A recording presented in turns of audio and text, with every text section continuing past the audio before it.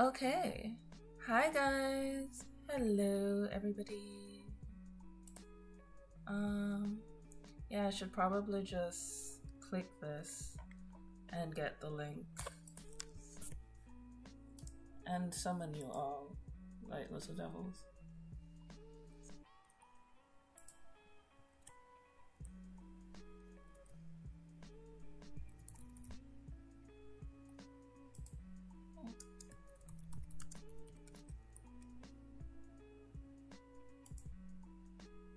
Okay.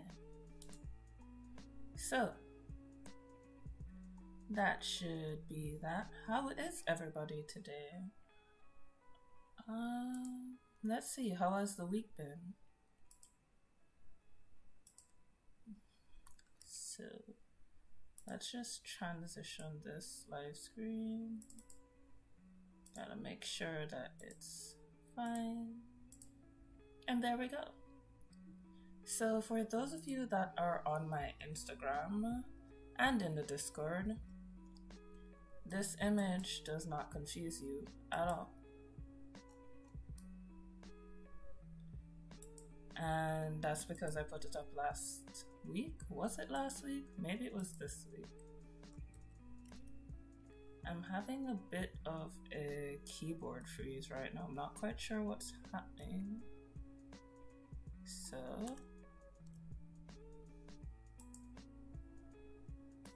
maybe it's the tool I'm using. Okay, so that's not working with me. I'm gonna switch to Photoshop for a bit. And while I figure out Illustrator. So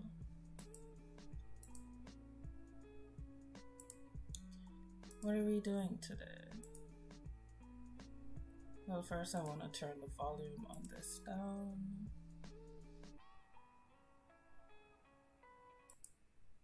Yeah. Alright, now I can hear myself. So I'm just transitioning this. You guys can look at this pretty picture while I work out what on earth is wrong with Illustrator. So today we're going to be making a gift out of the lockdown scene, and it would seem the reason why Illustrator was giving me issues was because it was in the middle of crashing. So there's that. Yeah, so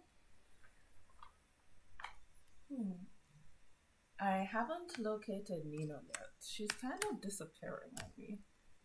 So we'll see how that works. Maybe we'll have Neenoo today, maybe we won't. Very busy, you know. Doing whatever things little demon gamer girls do. But we'll get something done today. I had actually tried to do this as a non-live video for you all. And there we go. It wasn't working for any reason whatsoever. It just refused. I took this, there we go. You guys should be able to see it now. Yeah. So I'm just gonna walk you through the process of how we would go about making this a gift. I'm doing this from a image that was not made for animation. So this is gonna be sort of a long tutorial. You can just skip through, later on it will be online. You can just skip through and take which parts are relevant to you. I will change the description to contain time links so that you can jump to sections that are pertinent to you later on if you need to rewatch this. But basically what we're gonna do is we're gonna break this down. Control Z. We're gonna break down this drawing so that we can animate it. I'm also gonna show you how to make changes to your characters in Illustrator so that you can do certain other, how do I put this? Yeah, so that you can do certain other effects in After Effects that will help you. So here are some of the problems that you're gonna run into in After Effects, or at least some of the problems that I frequently run into. These bended legs, in order for them to look completely fine in After Effects, if you're going to import it straight from Illustrator, it's gonna want to keep this regular bend shape. So you might get something funny like you trying to bend this. Let's, for example, if you're using the pin tool in After Effects, and I will show you guys that later. If you're using the pin tool in After Effects and you pin this shape, not even so much this one, because this one you could cheat it and get away. If you try to pin this shape, it's going to want to keep this curved body. So it would be better if when you import this character, all of its limbs are straight and on separate layers. So this character, we're gonna make another version of it with straight legs, and we're gonna put it in a different file. And then I'm just gonna separate out the environment. I'm gonna separate it into foreground, middle ground, and background, so that when I'm animating, I'm not trying to deal with all of that. I'm gonna show you my layers panel. It's frankly quite terrifying. Yes, I know how many layers there are. I'm gonna group these all onto different layers. What I did was I separated them out using the release to layer sequence so that I could just select what I wanted in order to put them on layers. Okay, so when you import to After Effects, what you need to understand is that anything that you want to move individually, such as, let's say I want this character waving their arms. If I want to have access to her arms individually without having to use a lot of the pinning tool, it needs to be on a layer by itself. So that's the reason I have so many layers. I'm separating these characters out into their own layers. I will be creating separate files for each of them so that they can... I will have the ease of knowing exactly which character is what, and I'm not constantly dealing with everything that's in the big file. So let's get started. We will turn this back on. Not really gonna be talking much today except to explain to you what I'm doing. So let's see. We will start with separating the foreground, middle ground, and background. So I'm gonna click that.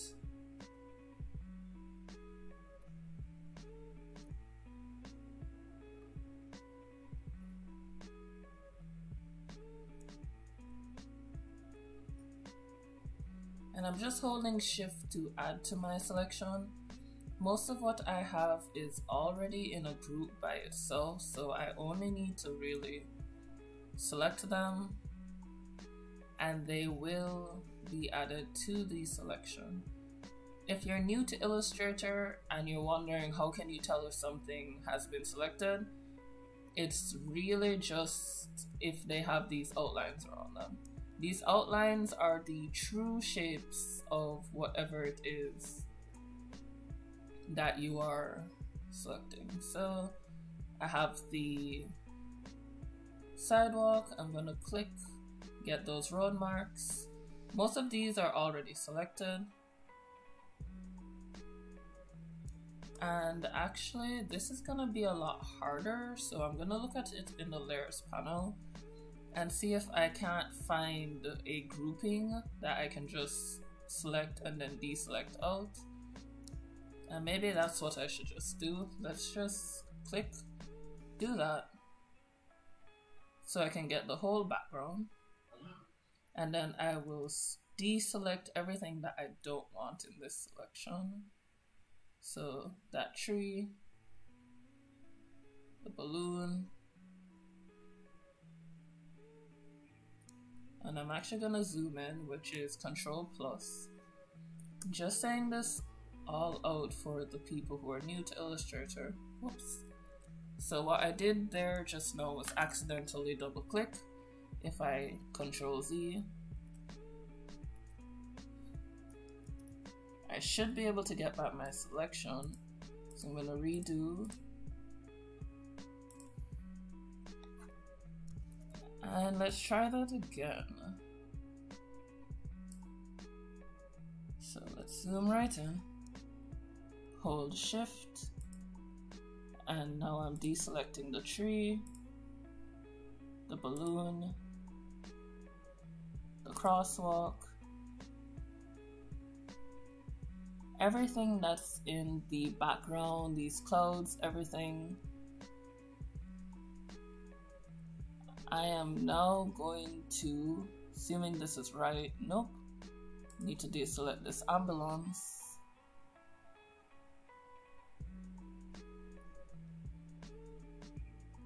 And that looks like everything. I'm just gonna hit Control G, and what that has done is taken everything there and put them on this layer. So I'm gonna put that as background. That's the frontal grass, so I'm actually gonna move that up the top. Road marks, same thing.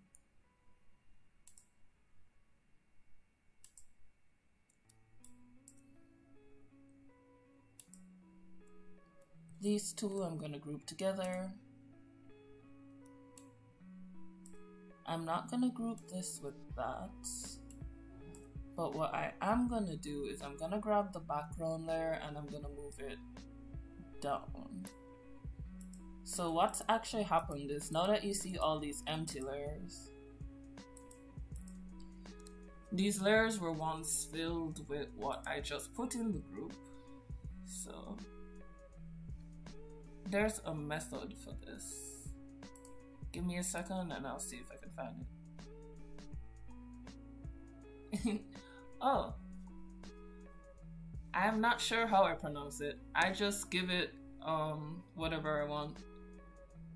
I'm not getting into the GIF or the GIF or the anything. The anything pronunciation argument. That's how you get into issues. So let's see. Da, da, da. So I moved the background down, and what I'm trying to do is basically get it so that it's no longer blocking my ambulance. And we're gonna go down to the bottom. And that's the ambulance right there. It's also blocking my trees, so I'm gonna go all the way down. There we go. Now it looks like it belongs somewhere.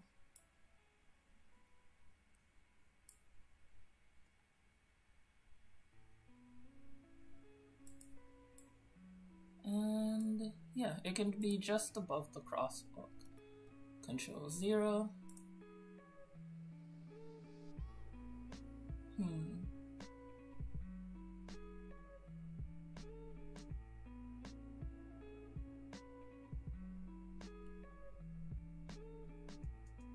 So it's not working with me right now, but that's okay.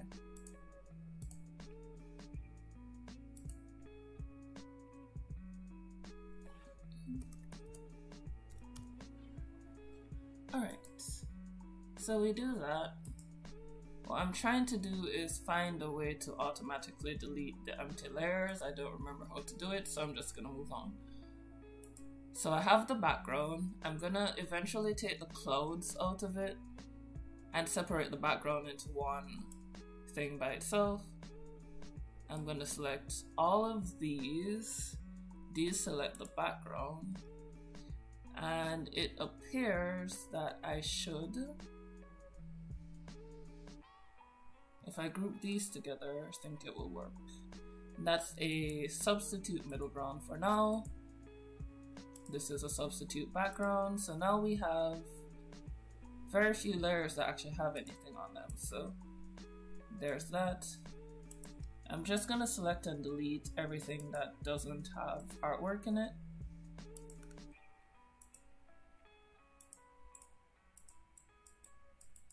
Alright, so I can select up to here, delete, and if there's artwork on any of these layers, Illustrator will tell me. So level 70, layer 73 contains artwork.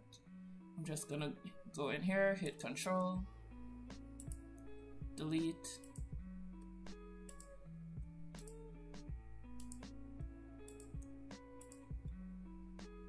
alright, so now we went from 150 layers to 6. This is a shadow, that's a part of the balloon, that's grass that we can move to the front, and these are the road marks. Alright, so now that we've divided our Illustrator file into foreground, middle ground, and background, we can start to break it down into he. So I'm just gonna lock everything and then unlock the thing that I'm working with so that I don't select anything I don't necessarily want to select. I'm gonna go into here, Shift Control G, and ungroup everything. Note that you can put groups into groups. Alright, let me see if I can find you guys. Hi Fun, thanks for joining. And Didact, and hold on, I'm scrolling up. Alright, hi Maid, hi Didact, and hello Fun. And whoever else might be lurking in the background that I don't know about, thanks for watching. Alright, so let's see.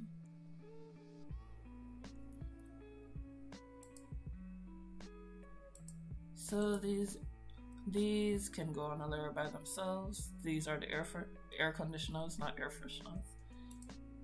I'm going to select these clouds and I'm going to group them just so I can see where they are.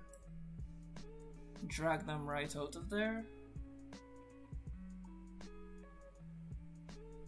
I'm gonna lose my clouds for a moment because what I'm trying to do now is separate the background into basically a background in itself. So I'm gonna put the clouds in this layer.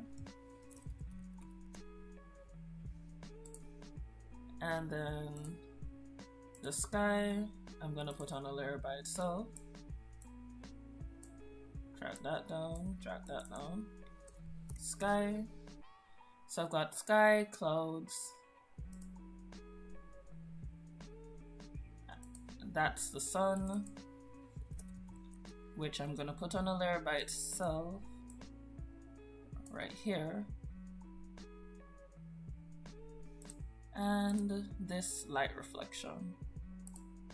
So I plan to animate these 4 things, that's why they're on separate layers. Everything else might stay on a layer on its own. I'm going to separate out these buildings because I want to have cars running behind them. And I also lost the ambulance word. My guess is that it's probably supposed to go in this layer. I also lost the siren that was on the ambulance, so once I find that, I'll fix that as well. Alright, so we're here. I walked almost a kilometer carrying 20 kilograms. Why? Is this your gym workout fun? Oh, that's what's bothering me. Give me a second, I'm just opening the chat window so that I can see you guys in real time instead of trying to figure out how to.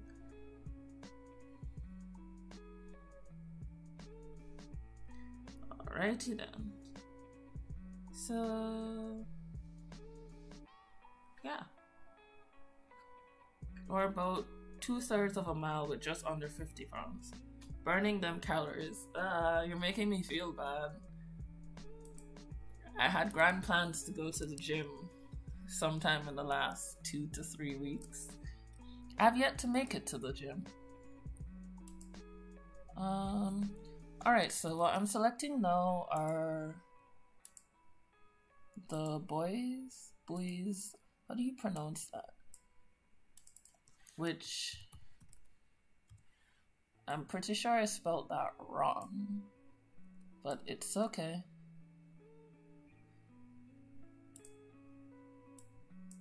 I'm just making sure the clothes all have silver linings. And the light reflection.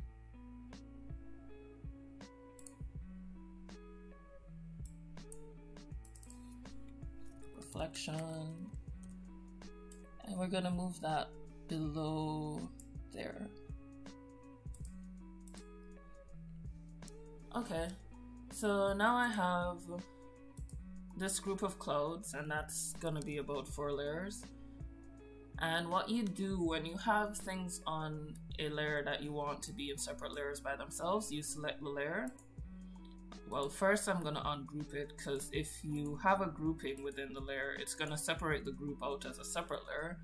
So Shift-Control-G to ungroup, select the layer, go to the menu option, scroll down to, whoops, there we go. You need to make sure the layer itself is selected, not the objects on the layer. Then release layers to sequence. Now each of these clouds is a layer by itself. And I'm just gonna rename them quickly.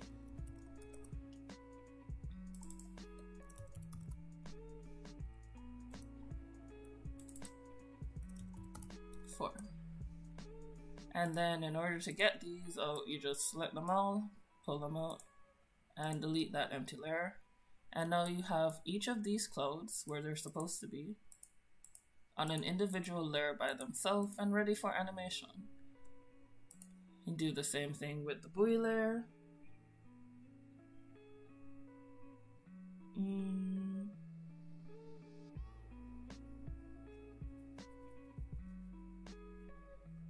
I can see where you're coming from. I just think I work better in the gym, since I tend to stay more focused. I'm just gonna do the same thing with this buoy layer. Make sure that there's no group on the inside. And release layers to sequence. Now I have them. If I'm spelling this wrong, let me know. Spelling was not the strong point in school at all. Okay, and I think that works. This might give me some problems in Illustrator, mostly because I was planning on animating this using a special effect. And now, knowing how that effect works, I may just have to replace that with a white shape that I edit to look like that. Okay, so we've got this. The railing needs to stay there. What I'm gonna do is create a new layer that I can get these buildings on.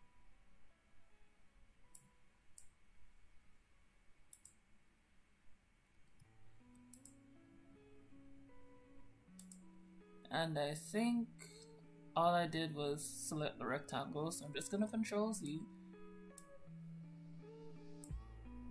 Oh, and I need to lock all of these so that they don't get selected by accident. And let's see what's actually selected. So it seems the windows are selected, the balcony selected, the doors are selected. These are the brick entanglements.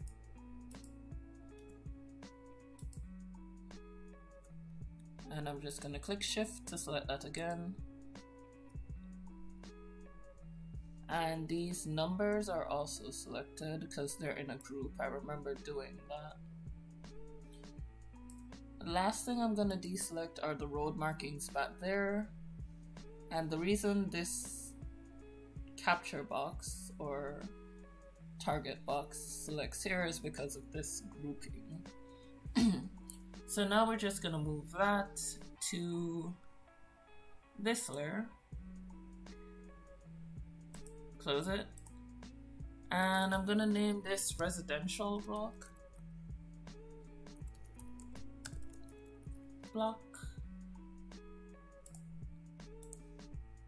And I'm gonna lock that. Move this down. Everything back here is locked except these bins. So now I can just select this. And what is selected?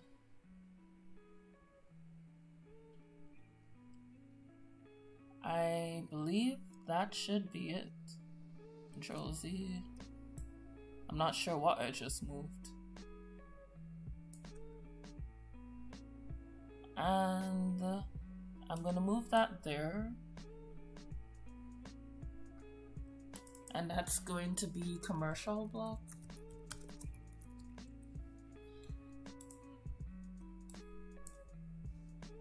And now to move some stuff around. First of all, this railing is definitely in the background. I definitely want these crosswalks and pedestrian. So I'm gonna unlock that, grab this, shift control group to ungroup it, and then grab the crosswalk and put it in background.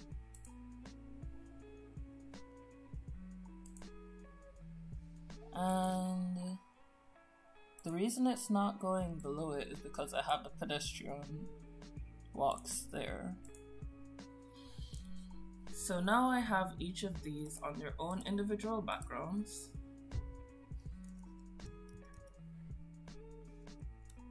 I'm going to close the race copy, and I can Control 0 so you can see what's going on. There's the sky, the reflection, the sun, all the different boys, all your clouds, and yeah, the commercial. One final thing I'm gonna do though is to unlock them, grab these, not quite sure what layer they're on. So they were on the residential block. I'm gonna shift Control G to ungroup those numbers. And I'm gonna take the one number that's in the commercial block and actually drop it into that layer. It's kind of superficial, but it's just good to have all of your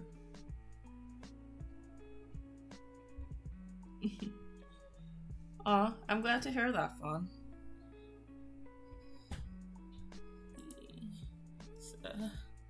So let's see, what else do we do here?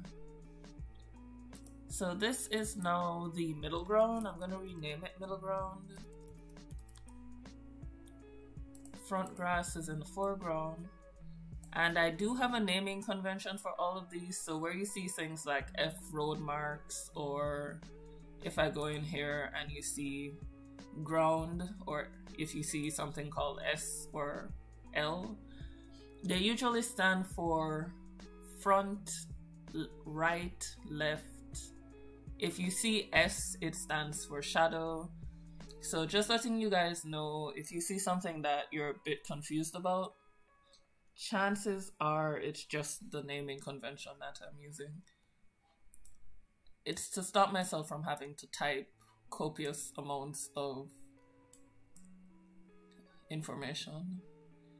So now that I've covered the background, there might be other things I want to do to the background. For example, I might separate out these air conditioners so that I can have the slime run out, or even this graffiti, it might be fresh So I might make the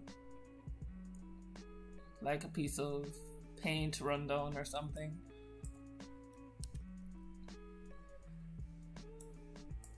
So that's how you separate out the background. Now I'm going to show you how to prep a character for animation in After Effects. So I'm going to create a whole new artboard because I don't want to create a new file just yet. And I did that using the artboard tool, which is Shift-0 if you're really interested in that. Then I'm gonna come over to the middle ground where almost all of my characters are. I'm gonna select the character that will be the easiest to modify. I'm just gonna tell you some of the problems that you might have with the character. So, I'm not changing the size because it's already perfectly sized. The problems that we have with this character in terms of animating, and I'm using basic tools, and I'm going to be using basic tools in After Effects. So I'm just going to be pinning them and parenting them.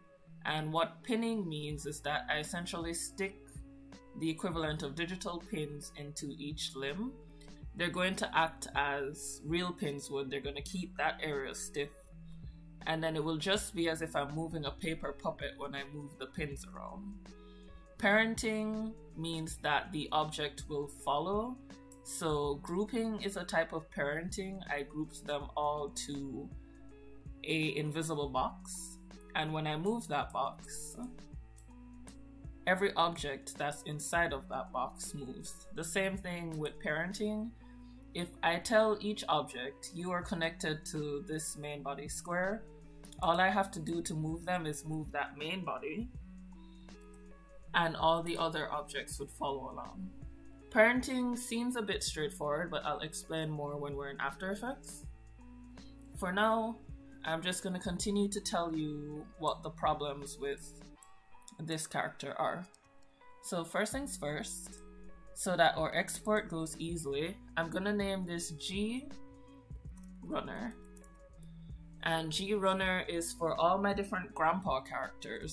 So I've got 3 grandpa characters. I call them grandpa characters, the ones that have mustaches. So anytime you see a G on a layer, it's usually referring to one of these grandpa characters.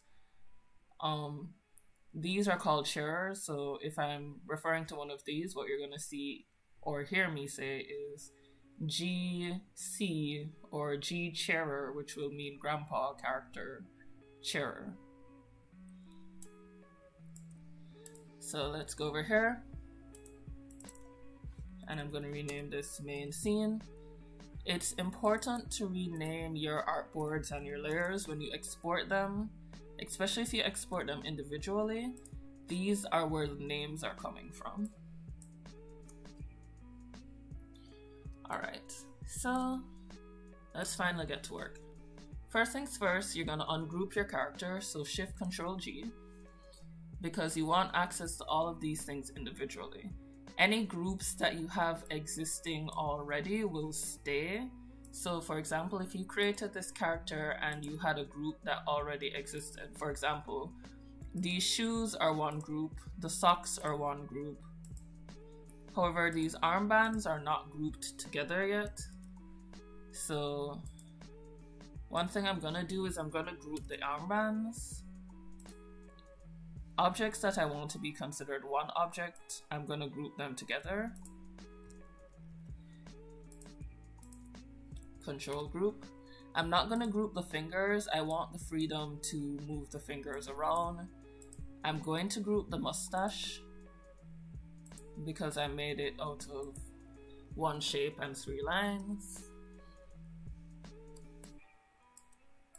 And I'm going to group this. Everything else should remain ungrouped. And the reason I'm doing that is because I'm thinking of the animation in terms of running. The major problems I'm gonna have with this character, as I said, are these bent legs and arms. After Effects pinning tool is going to want to hold on to this original shape. So what I'm going to do is I'm actually gonna straighten. First, I'm gonna flatten you.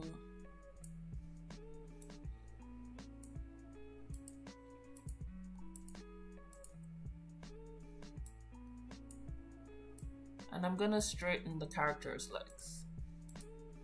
I'm gonna go to the pen tool. I just clicked P to switch the pen tool. I'm holding Alt and I'm gonna grab the stroke and straighten it out. It's not working with me. Oh, there it is. So now I have that very, very straight leg, or straight-ish leg. What I'm doing now is I'm selecting the anchor points. What anchor points are points on the shape that help you to hold the shape. So each anchor point comes with an anchor and 2 handles. And I'm not gonna mess with the handles too much here, but I'm gonna try and show you one of the handles, which is this. The handle helps you decide the degree of the curve. So as you move it, you're gonna get the curve changing. So shapes, vector shapes are usually made of Bezier curves, and Bezier curves are basically curves that are controlled by these anchor points and their handles. When I select the anchor point and I click the convert anchor point to corner, the effect of it is that it's gonna create a 90-degree angle. And in this case, a 90-degree angle means straight because it's not at an angle to anything. So now you've got that straight leg. I'm gonna click V, and that is the selection tool. After Effects has 2 selection tools. That is the direct selection tool and the selection tool. So the selection tool is the black arrow, which is this one. The direct selection tool is the white arrow. And the purpose of the direct selection tool is that it allows you, behave yourself.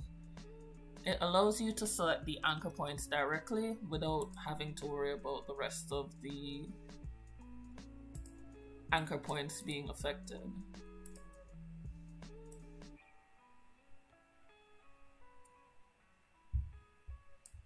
So I move this here.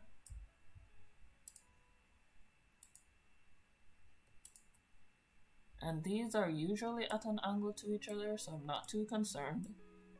This leg isn't working with me, so I'm going to delete it since it's completely identical to this one. I hold Alt, I hover over the stroke, and I click and drag, and that's how you duplicate objects.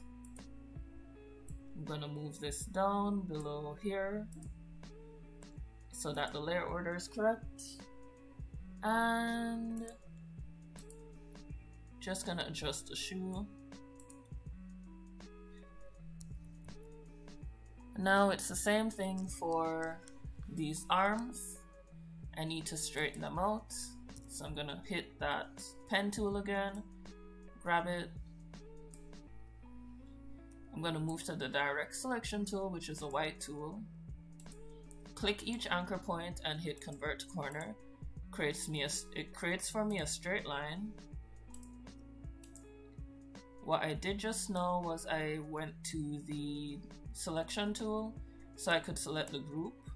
If you select a group with the direct selection tool, which is a white arrow, it will allow you to select individual members of the group. So if you need to make a change within the group and you don't feel like ungrouping everything, all you need to do is go to the direct selection tool, and if you just want to select the group itself, then you use the selection tool. So let's do that again. Pen tool, hold Alt, go to the direct selection tool, and I'm actually a little bit concerned about what I just saw there. So it would appear that I expanded something in my earlier process that I did not plan on expanding. So I'm gonna delete that. And I'm gonna try to get to that black shape that you see there. So let's grab that. And it would appear to be a part of the group, so I'm gonna delete that grouping. And aha, so I see what that is now. I'm Control Z, and what I'm gonna do is I'm gonna go to the appearance panel, double click into contents, and this is a stroke, so I'm gonna add another stroke to it. I'm gonna add white, and then I'm just gonna, so let's turn that down. The previous one was 24. What the appearance panel allows you to do is you can layer effects on top of each other. Many people don't use this panel. It's a panel that has the sunshine icon. That's the word I'm looking for, icon. Oh. Ooh, yay! Ray finished her ASMR. You guys can check that out later.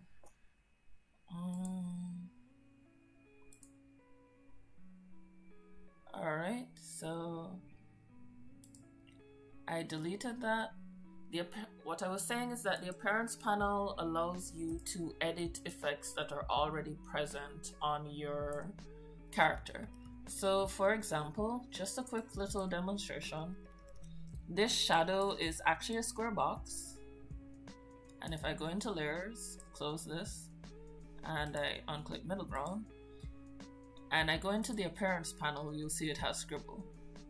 If I go to effects and I wanted to edit the scribble, for example, let's say I didn't like the scribble, if I went to effects, stylize, and scribble, you'll see it changed. What it did was it added another scribble effect on top of this. But if I wanted to edit the scribble effect by itself without adding another layer on top of it, and I'm actually going to Control Z,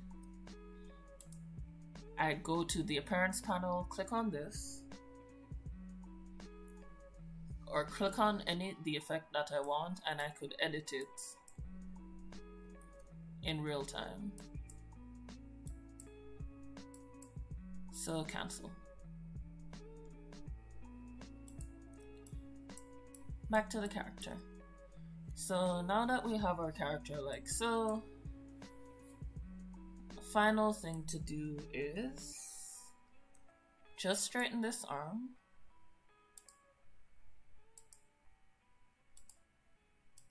Oh, right, I forgot to straighten it with a pen tool.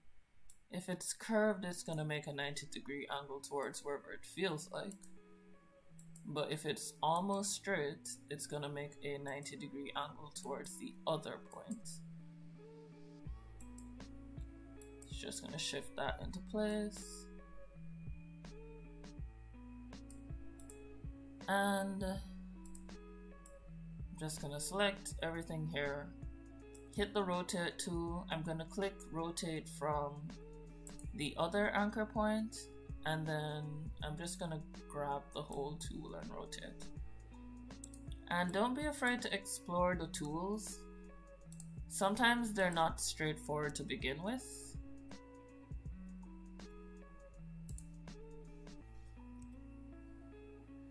And there we go.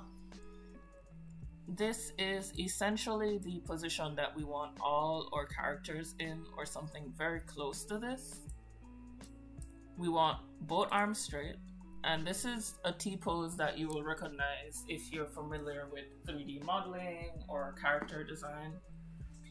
It's really, really good as a base pose so that when you are rigging, you don't have to worry about much. So I'm just gonna hit save.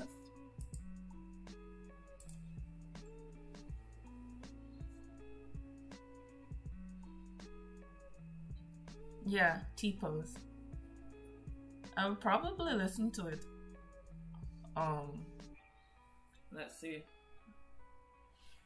Yeah, probably after this stream. I think it's like, I'm not quite sure. What does ASMR mean? I know it's like senses and stuff. But what does it mean? I never really thought about that. Now that I'm looking at it, this huge artboard is kind of a lot for this tiny character, so I'm just gonna make the artboard a bit smaller. Just gonna like make it a mini artboard.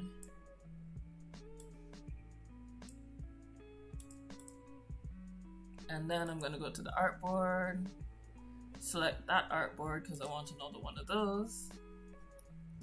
And I'm gonna just grab the next character. I'm gonna do about 3 of these characters, then I'm gonna continue to separate the environment. I'll move into After Effects to make this a little bit shorter so that I can cover all the key points of how to actually make the GIF.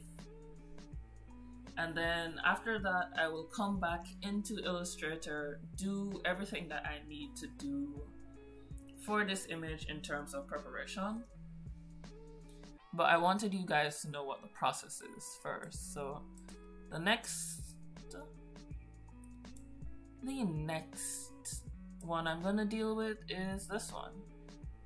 Now she's got a very interesting pose. I had an idea for her to be jumping up and down, and I'm just gonna duplicate her, go to layers, I'm gonna move her onto a layer by herself, close that again, and I'm gonna rename this rigged, or no, TG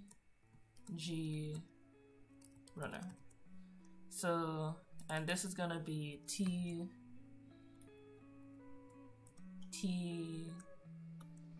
it's gonna be T-posed. What do I want to call this? I have a name for her. Since it's a female, it's gonna be TF cheerer. And what this is gonna allow me to do later is that if I need to do a quick search in After Effects and I just wanted the T-pose characters, all I need to do is search T, and all the characters that, or all the layers that have T in them will pop up. Autonomous sensory meridian response. Okay. And that was a note at the bottom.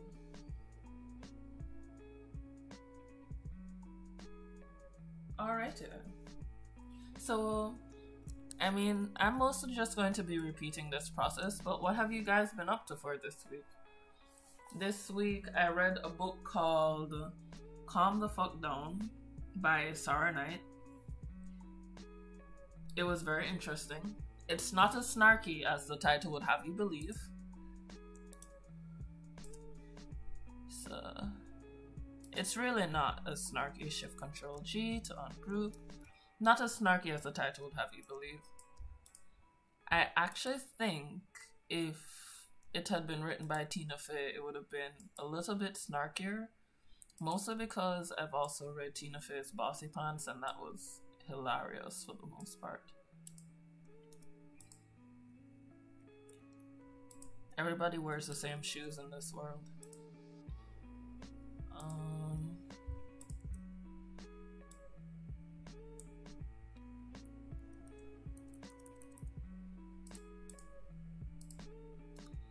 Yeah, so I'm just doing some quick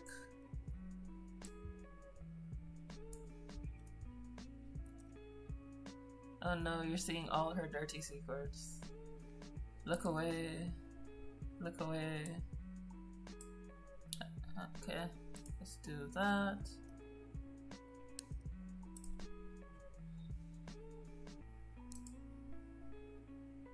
And shift, click, click, click, click, click, click, click.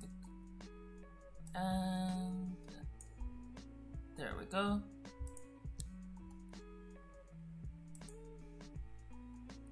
Now, I just noticed something. This is a girl. This is not a girl. What on earth happened to her eyelashes?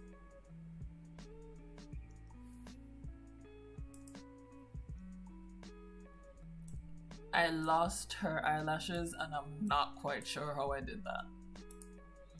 So I'm just gonna like duplicate that, move it over, and apparently you can lose eyelashes and you can expand them. Behave yourself. I'm just trying to get, I'm just gonna group them so that they're easier to move. And there we go.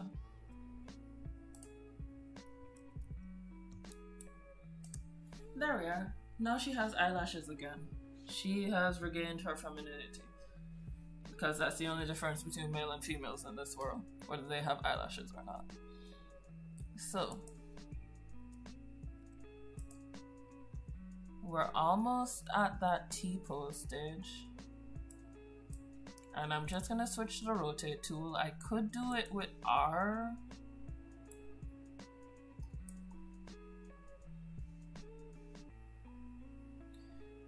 And based on the animation I'm gonna give her, I think I'm gonna leave her hands where they are. Because I really just want her jumping up and down and waving her hands. I won't really need to mess around with her arms. It's the jumping up and down that I should probably be concerned about. So she's done. And that's one. And I said 3 characters, so I did 1 running character, 1 cheering character. I suppose I should probably do one of the doctors. So I already did Grandpa Doctor and a female character, so let's do this doctor that's holding the computer juice that I made for I think it was Master who asked for computer juice last time. And this is just gonna be T, or no, cheerer, new. And this is moving a little bit too far away, so I'm gonna just move that there. And let's work with you. Come on, Doc, let's see what you're up to. Alt and drop you there. Alright, so we've got a doctor holding a light bulb and some strange liquid in a flask.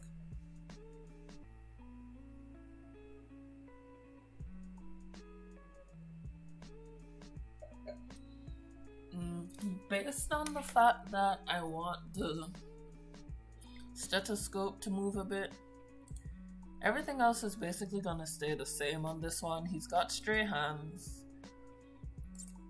Might bend him just a little bit, but these definitely need to be ungrouped. These rays of light, I am going to recreate in Aftereffects, so I don't actually need them attached to this light bulb. Shift Control G,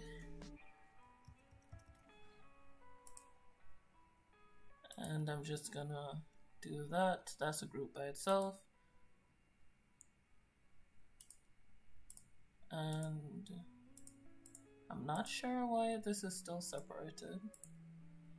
I think I might have grouped the light bulb by accident, but let's just see. Let's move that up here. They're now green. Control G. We'll keep them together. And then we'll select everything here. Move it here. Yeah, I knew that didn't go through properly.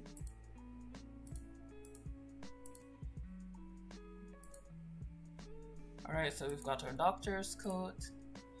What other things can I group about the doctor? So I'll group the doctor's glasses. That's already grouped. That's already grouped. I'm gonna group the watch.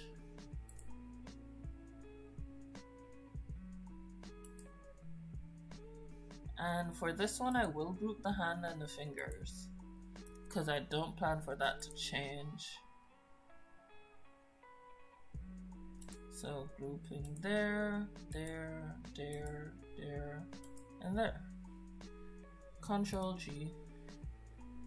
Go into that layer and move that arm below. And I can't group this layer. So what I'm gonna do is I'm gonna group the fingers here, Control G. Then I'm gonna grab, what is this? That one and this one. I'm gonna group those, Control G. Move this below the flask. That is a finger we can't see, so I'm gonna delete it. Just deleting fingers over here, nothing new. Pocket squares. Gonna click that, and the pocket squares, Control G, grouping. And we're just gonna click this. It's a part of the clothes, Control Group. And we're gonna move that above. I'm not quite sure what that is. Okay. And that's the stethoscope. I think that's basically it. Okay, so now that I have 3 characters in what is a default T-pose, we're gonna do the same thing that we did to the environment to get the boys and the clouds out. Except now, ooh, leg day, ouch. You can do it, Maid, I believe in you. So, I'm not really, I'm just imagining the pain of leg day. And here we go. We're gonna start with Grandpa Runner since we started with him first. We're gonna just select everything, make sure the layer is selected, click the menu, and go down to Release Layers to Sequence. Now all of these layers are individual, and in order to access them when we get out of Illustrator, we need them to be individual layers, not within any other layer. So what we're gonna do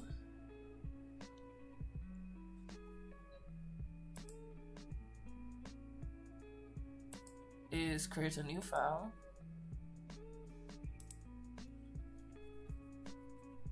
And I'm just gonna get a small file, nothing bigger than postcard. I'm actually gonna make it 288 by 288, create that, and then I'm going to take this layer,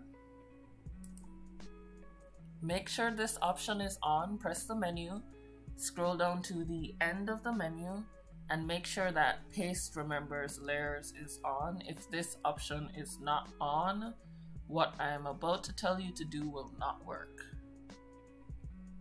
So, I'm not actually sure if you can see that since it's in the menu, but just make sure that you click here. When you click it, a menu will pop up, and Paste Remembers Layers is the second option from the bottom. We're gonna go Edit, Copy. I find it's better than right-click copy. Go to our new file, edit, paste, And that shows you just how big our character actually is. Like I said, we're not going to change the size of the character. So if your artboard is too small for whatever character you're doing, make it bigger. And you can do that by just holding Shift Alt and using the artboard tool. Now if you click in here, you'll see all of these are still layers. Everything we did to it in the last file is still there. In order to get everything now as an individual layer, we just select everything, pull it out, and there. Now we have a single file with a character that is ready to be rigged in After Effects. You can take the time to name all of these layers. I think you should do that. Reason being, when you bring it into After Effects, you're gonna have millions of layers with numbers on them. And After Effects doesn't give you this much space to sort through your layers. So if you don't name them, you're gonna have a really hard time locating the things you want to locate, particularly if you lose them.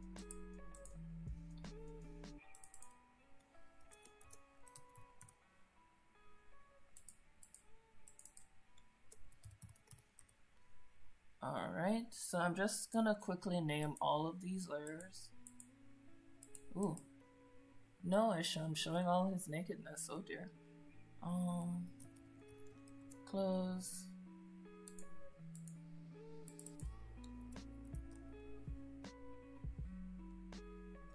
Skin. So I'm just gonna quickly do that. Then I'm going to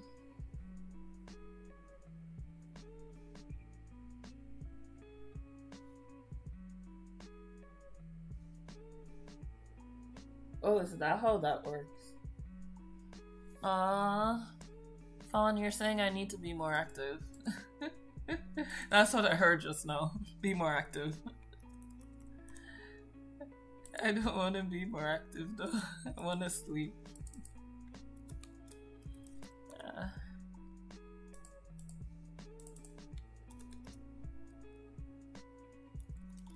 Alright, so after this, because I don't want to make you guys sit through me labeling and relabeling everything. After this, I'm going to open After Effects and we'll talk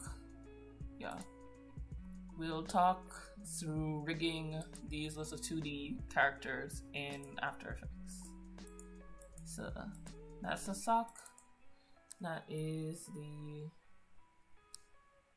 If that's the left, this must be the right, so... I'm not sure who's left or right I'm dealing with right now. It could be my characters or it could be mine. I'm assuming it's mine. Right shoe.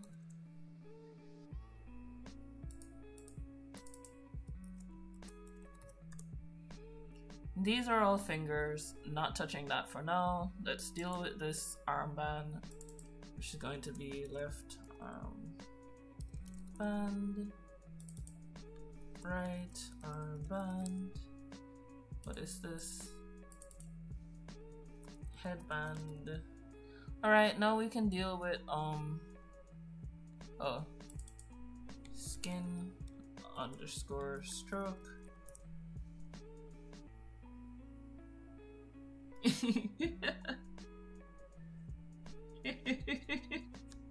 Okay, fine. I don't want to be lazy though. I want to be an industrious person. But I'm predisposed to being a cat. Alright, so these are all fingers. I'm actually just gonna zoom in on them. I've never tried this before, so I don't know if it's gonna work. I'm just selecting all of them.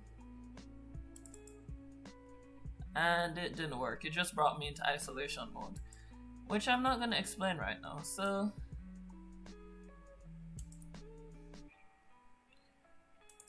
I'm just going to put that as left finger 1,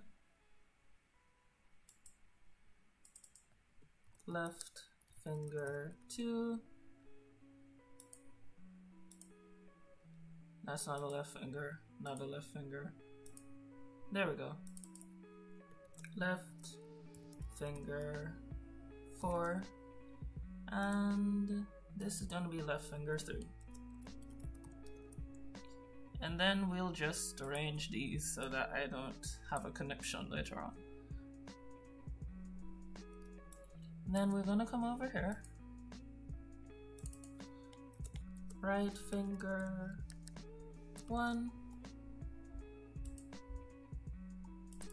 It's gonna be right finger 2. And right finger 3. Right finger 4.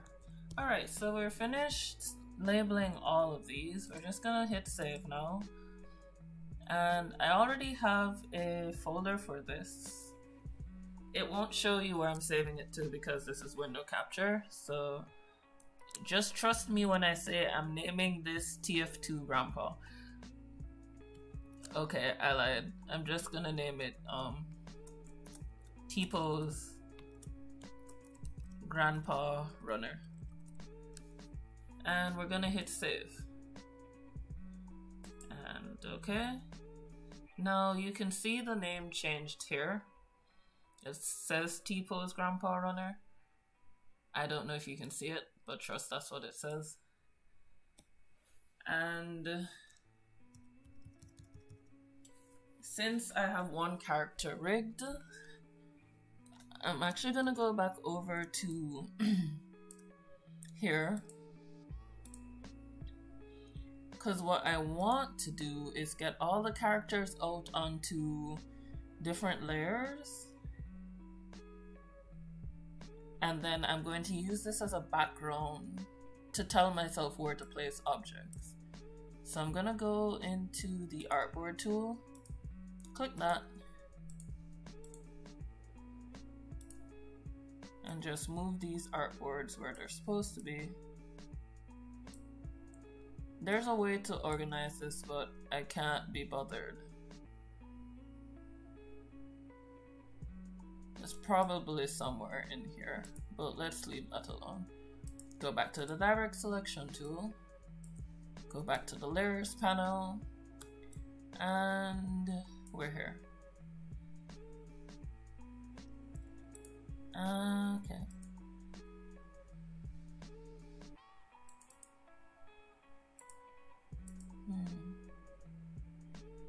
Alright, done. Whoopsie daisy, I'm not quite sure what just happened. Done. There we go. Alright, so I rebooted my screen because I just noticed that you guys cannot see what I've been doing with this layers panel. So now that it's there, you should be able to see what I'm doing more easily instead of just wondering what I'm talking about when I say these things. Alright, so let's go to layers. And I want to take all these characters out of middle ground. So I want to basically be able to turn them off. What I should probably do is separate them out. Excuse me. So I'm gonna take the grass, bring it below, and I'm gonna have this as grass underscore field, and I'm gonna shift G that because I don't want to deal with a tree and a runner.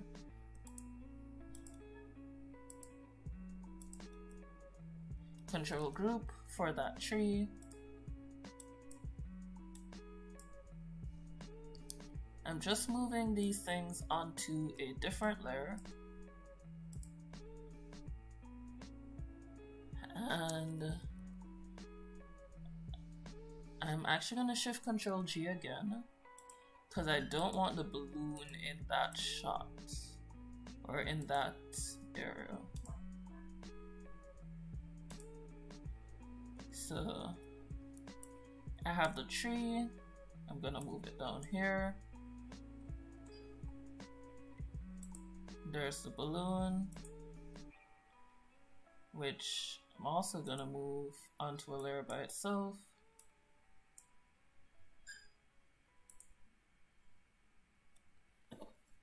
The garbage can.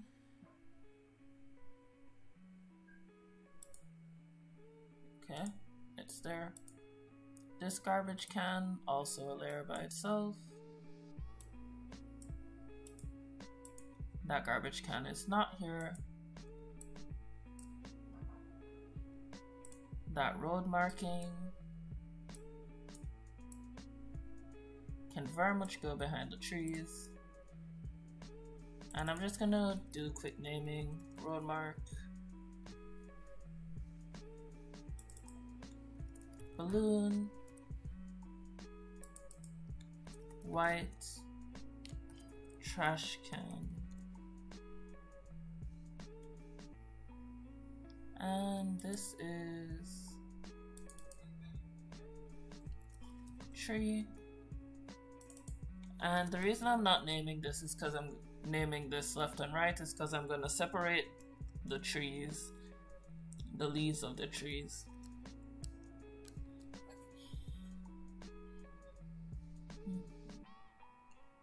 Let's dress and you want to.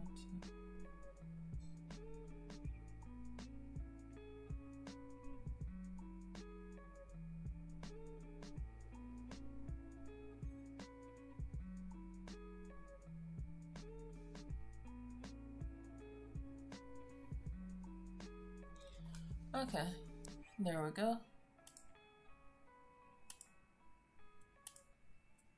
There is the ambulance, which I'm gonna move onto. I'm gonna move it below the middle ground actually.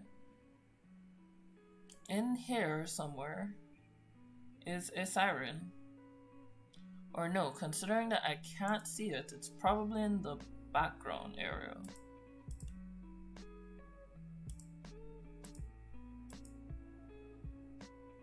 So I'm just gonna do a little quick search for the siren. It's somewhere.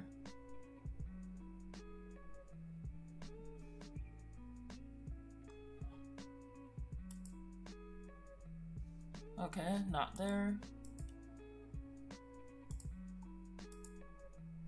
Not there. Not there. So I'm actually gonna open another file that I have.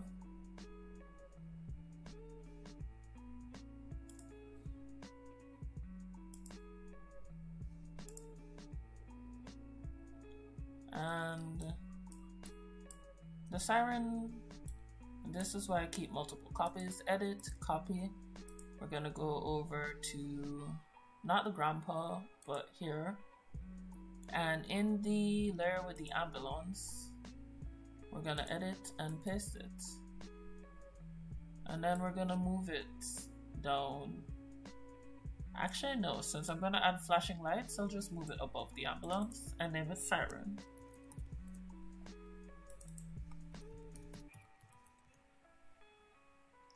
Okay, so we've broken this down quite a bit. This is not the complete broken down version, but for the sake of time, given that it's pressing, given that it's pressing 8:30 and this ends at 9, I want to get everything done. I'm gonna save this. I'm gonna open excuse me. I'm gonna open After Effects. And then I'm gonna show you how to rig the character and set up the environment. And we're gonna do a small mini animation.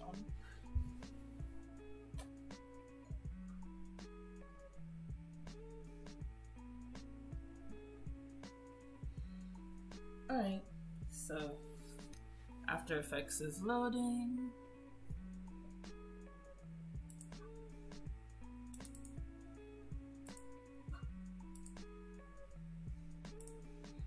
And considering that I want this to be on Instagram,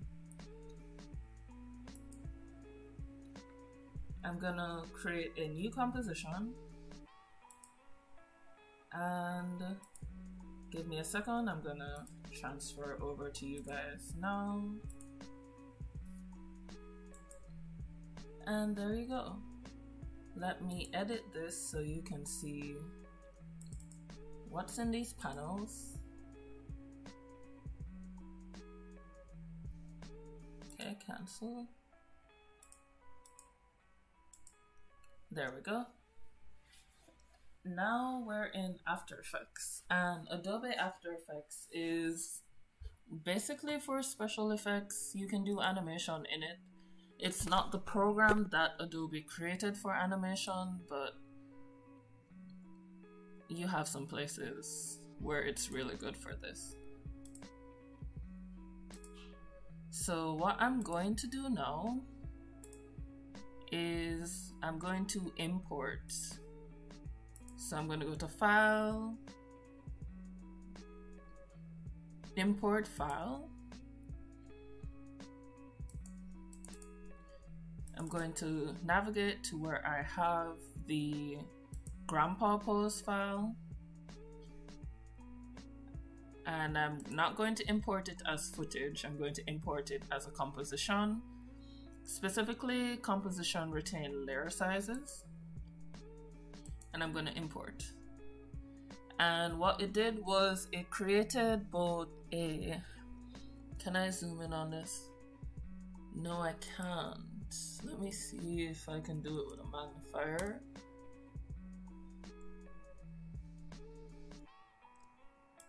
Okay, it appears you guys can't see it even with the magnifier, so it's not.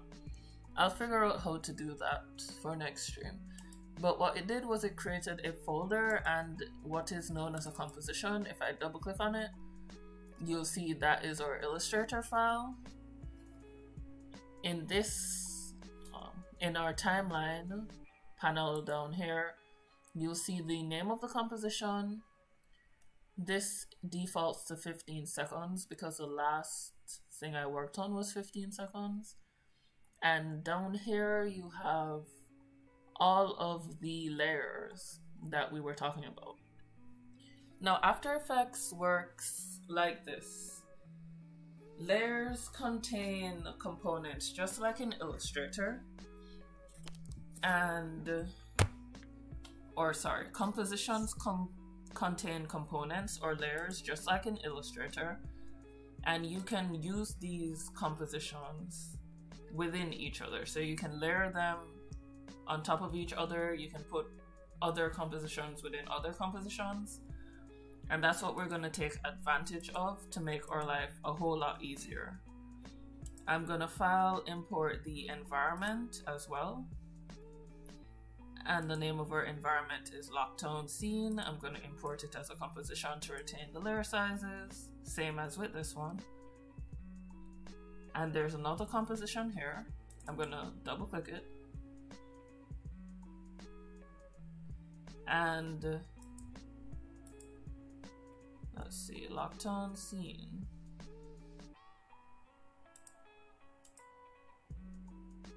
Okay. Now what it's doing is we are in Lockdown Scene, but apparently everything's small. Oh, I know what happened. So in Illustrator, all of these wonderful things are locked, and the only thing that is not locked is the only thing that's showing up. So what I'm going to do is I'm going to just delete this. I'm going back into Illustrator to unlock all of these. A quick way to unlock numerous layers is simply this. Click the lock tool and drag straight down. Now that that's there, We have all these artboards. And I'm gonna go to File, Save. I'm gonna come back over into After Effects, Import, File, and we're gonna try this again with the Lockdown scene. Import.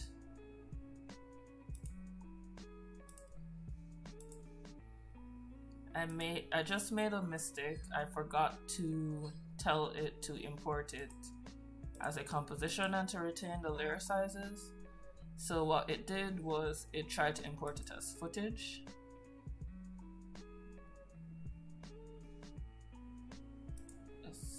So now the lockdown scene is there.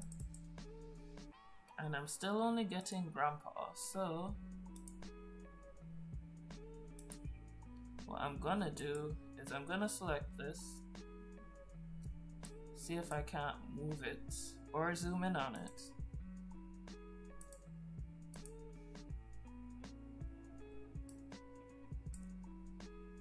I'm gonna select everything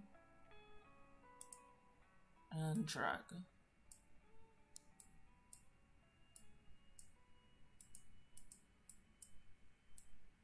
Okay, so it would appear that this, I'm gonna delete that.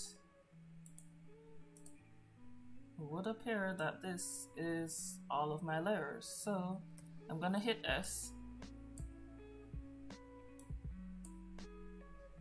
And it's giving me some problems. So I'm actually just gonna create a new file for that alone. Delete it. So that we can quickly get on with this tutorial.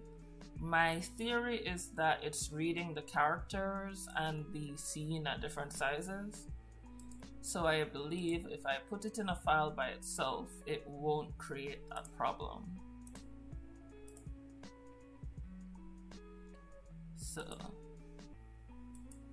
just give me 2 seconds. Well, not 2 seconds, give me about a minute and I'll fix this. Alright. I just did half a mile walk with 30 pounds, so I'm done working out for the day.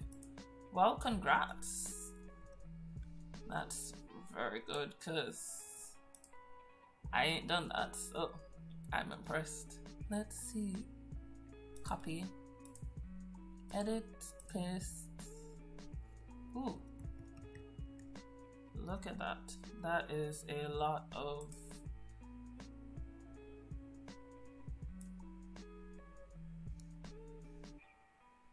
okay, so now I have the whole scene on an artboard by itself in Illustrator. I'm just saving it. I'm going to name it Lockdown version 3. I have 2 other versions hiding out on my computer. Okay. So let's try this importing again. File. And if I do version 3, import.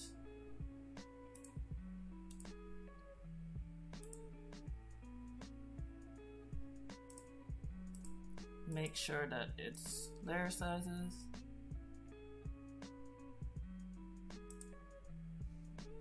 There we go. Much better. Now we can work with this. So that's the entire lockdown scene containing characters. If you look down here, you'll see this is exactly as we had. Yeah. So it's exactly as we had our scene, layers and all. I'm just gonna put a white solid below it so that you can see it more clearly. So layer new, solid. I'm gonna change it to white. And now it looks more like what we're used to seeing. I'm gonna go fit up to 100. And that's what we're used to seeing.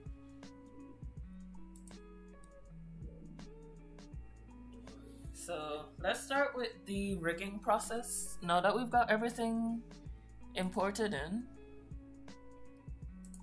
let's start with the rigging process.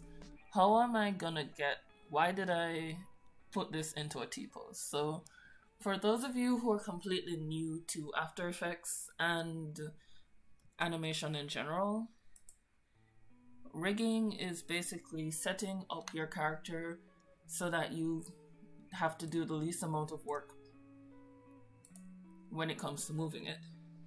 So we're gonna explain parenting now.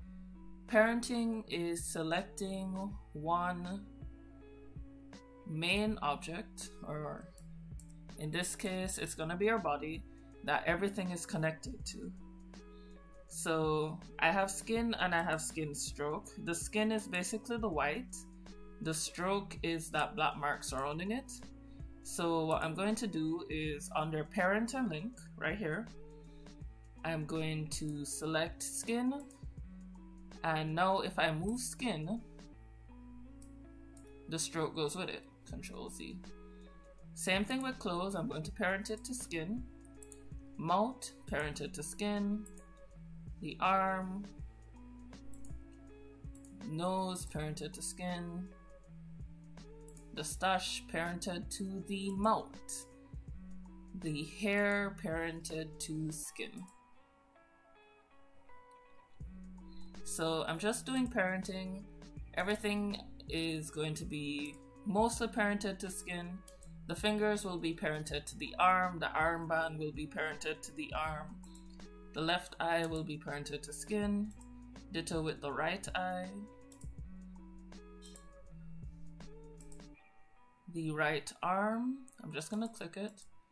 That's going to be parented to clothes. And parenting is just gonna keep them where they are in relation to the current object that they're. So for example, if I had an object over here, if I parented it to the object over here, for example, I parented the arm to the object over here, when I move that object, the arm would go, all the others wouldn't. They just stay there, probably feel abandoned or something. Okay. Left armband, assuming that I labeled all of these right. Left armband is parented to left arm, and the right armband is parented to the right arm. So I'm just scrolling. Skin, left arm is also going to be parented to clothes. The left finger is going to be parented to the left arm. All of these actually, and you can parent multiple layers at once. You just select them, click, and there, all four of them changed at the same time. So you can select multiple layers if they're all parented to the same object, and just parent them at once.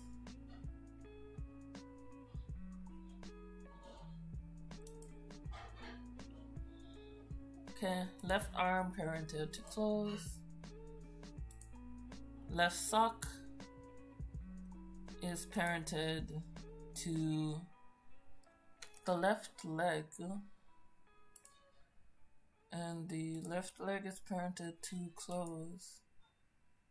Right socks is parented to the right leg. Right shoe is parented to the right leg, not the sock. Right leg is parented to clothes. So the only thing that's not parented is the skin, and that's because it's the main body that I'm using to move everything around. Oh, thanks, Fawn. I'm glad you're finding it interesting. I'm trying to think on the go and talk at the same time. It's not working out so well. The next thing to do when rigging a character is to change all of the rotation points. So right now, if I wanted to rotate the arm, it's gonna rotate in the middle and it's not gonna look like a proper animation. Where I want it to rotate from is obviously here somewhere at the back. So what I'm going to use is the pan behind tool, and the pan behind tool is located in the top left hand corner of After Effects, right under the effects menu. it's a square box, rectangular box with 4 arrows pointing in all 4 directions. You click it, you grab the anchor point of the object that you want, and you move it. Now, if I try to rotate this arm, I'm gonna zoom that. It looks more like it's supposed to. Now, the arm just moved and they didn't move, which tells me that these are parented to the wrong object. So somewhere along the line,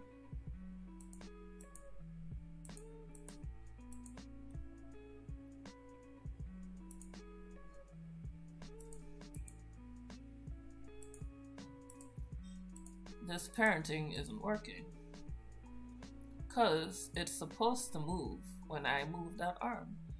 So that's the left arm. Oh, okay. So I found the problem.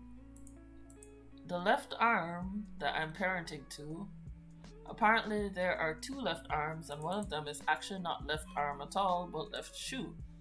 So I'm just gonna rename it.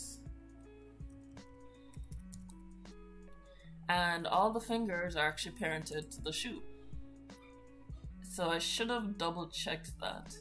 You'll notice that it changed. So all I have to do is shift, control, click all 4 fingers and make sure that they're parented to the left arm instead of the left shoe.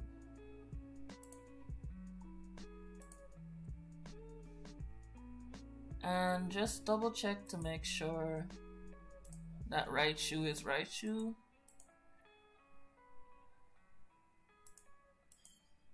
And let's see if this works. Whoops. So I'm having a bit of a parenting problem because I named my layers incorrectly. So I'm just gonna sort that out now. Control D. And I think this left arm, this is the left arm, and I have the right fingers parented to it.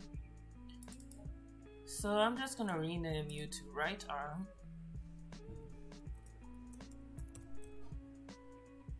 And then rename left arm to right arm to left arm.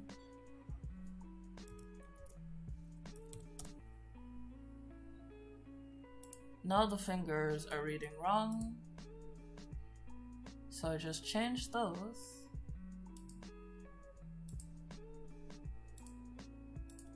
To right arm.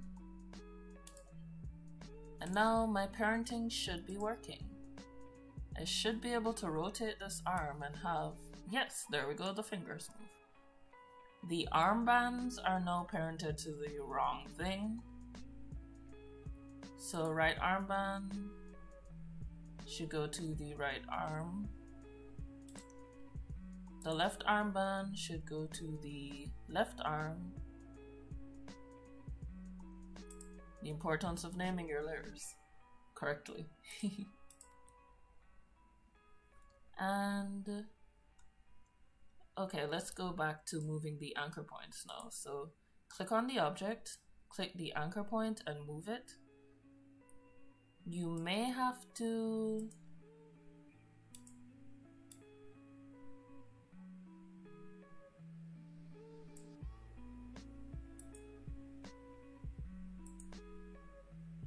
so we just click in here. Now if you have too many layers here and you're worried about space, what you can do is make use of the shy function. Now what I'm doing is I'm clicking the strange little objects in the timeline panel. Next to the layer name, the very first box is the shy box.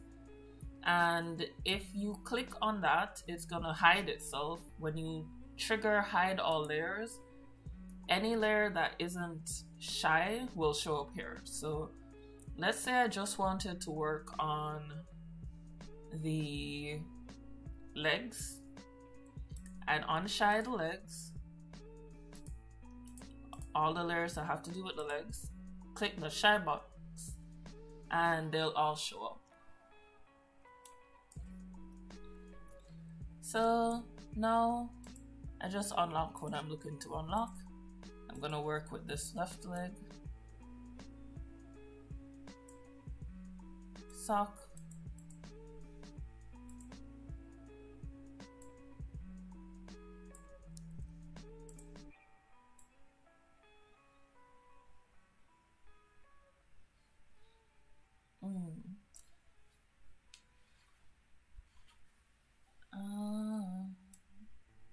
where I want this to rotate from, I'm actually gonna check it, is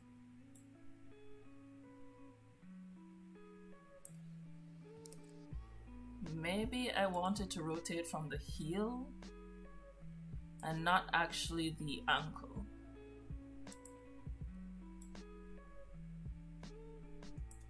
Nope.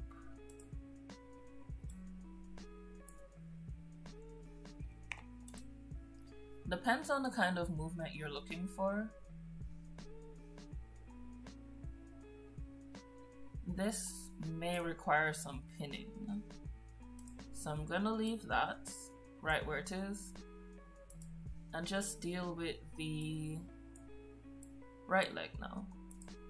So I'm moving the anchor point to where the joints are located on the body. Usually that's places like the ankle, the knee. This character doesn't have a separate joint for the knee, so I'm going to supplement that with the pinning tool instead of trying to figure out how to keep all my strokes intact. So all the shy layers are there.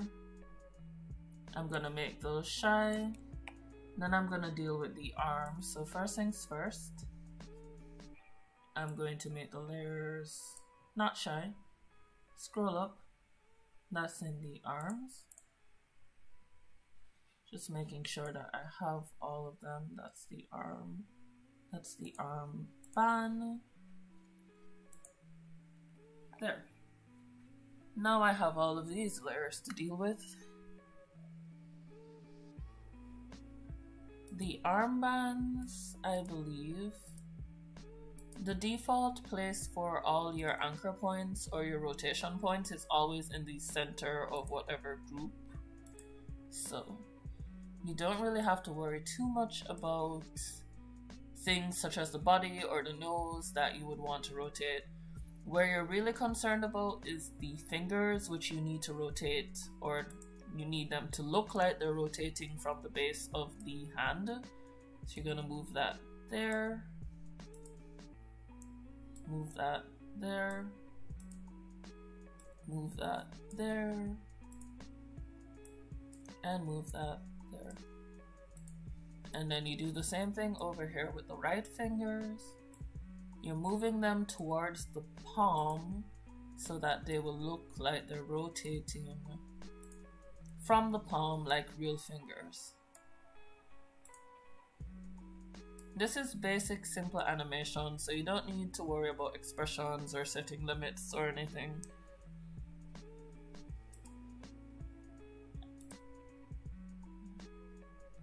And the nose, the mustache. The mustache is now one object. You can see what he looks like without it. Grandpa's mouth connects directly to his nose. The mouth is another strange thing. I'm actually gonna leave it there, not too far. The mouth, I'm not sure why it's rotating with the skin, so I'm just gonna do that.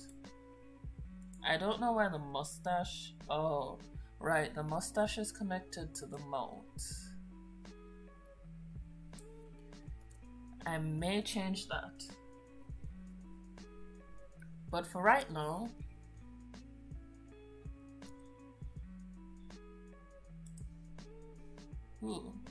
window, workspace, animation.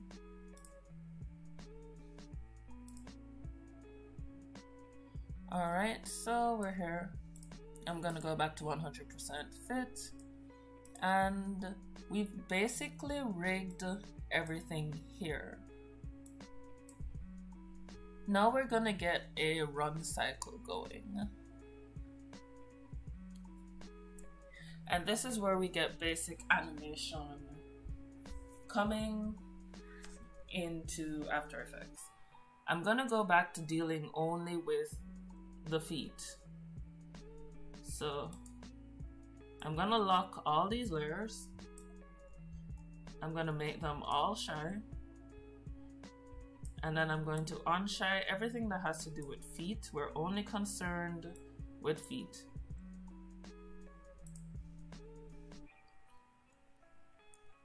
And there we go.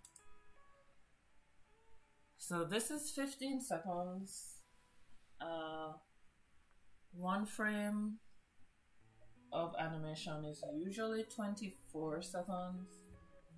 We're not really working with frame animation right now. We're working with what's called tweening, which is you set the key poses and the computer will work out the rest. So we won't have to worry about every single frame. But when you're working with tweening animation, you need to be very, very concerned with your keyframes. Your keyframes are going to tell the computer where to go. You need to also keep in mind that the computer will take the method of least resistance, meaning that if you tell it to go from one point to the other, it's going to go there using a straight line, the easiest way of doing anything. So we're just gonna get the swinging motion of the feet down first. And it's gonna look really, really weird to begin with. We're really only concerned with the leg. So we're gonna go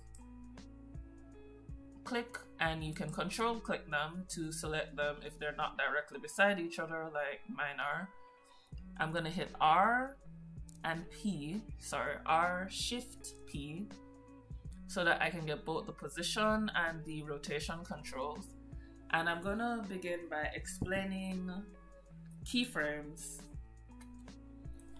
for those of you who are new to After Effects. So keyframes are basically locking in positions that you want your objects to be in. I'm trying to think of a different way to explain that because that's a little bit confusing. So I'll do one foot. I'm gonna do the left leg. And I'm gonna click the stopwatch and it's gonna create a keyframe in both position and rotation. And keyframes work with time. So right now I've got one keyframe, which is the T-pose. In fact, I should probably create a keyframe to basically as a storage container for this pose, so that if I mess up,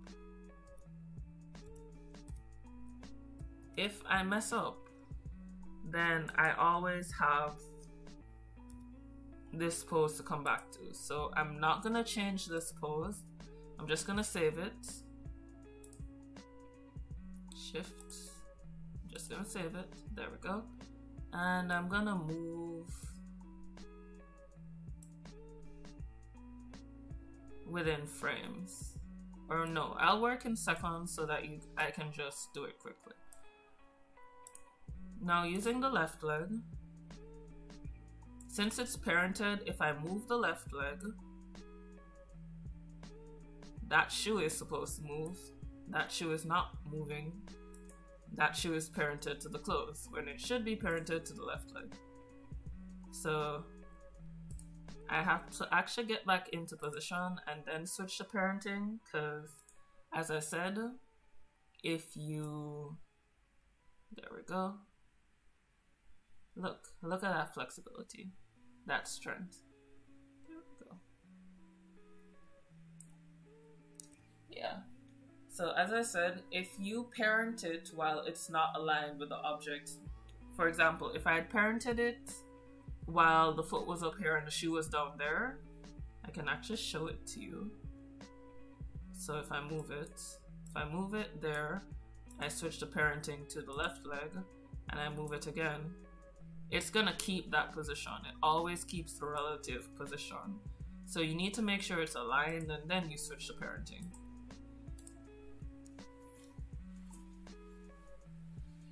So we're gonna work out a run cycle. We need to work out why Grandpa is in the lead.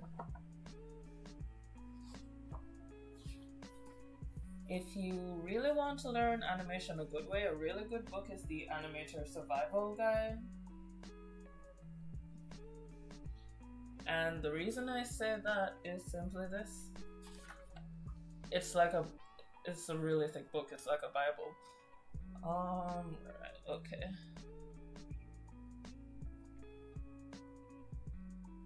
Okay, okie dokie. So we're gonna work out the extremes. So I'm gonna do the contact pose first. So there we go. We're gonna just rotate this to here.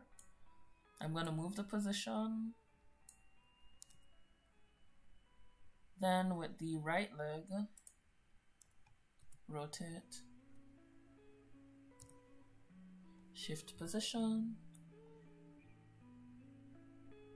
We're gonna rotate it back. I'm only concerned with the position of the legs right now.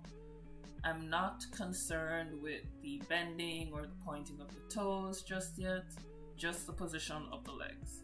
It's really important that you don't do too much at once when it comes to animation.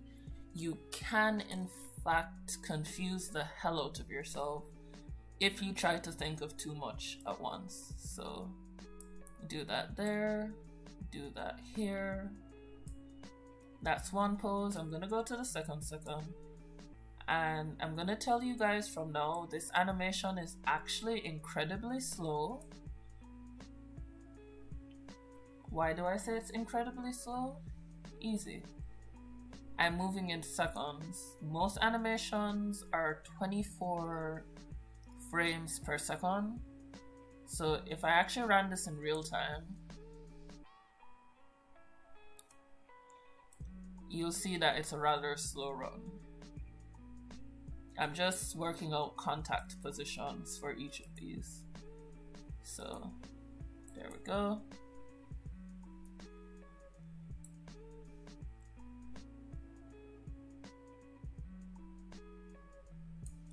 Alright, so that is where we are right now.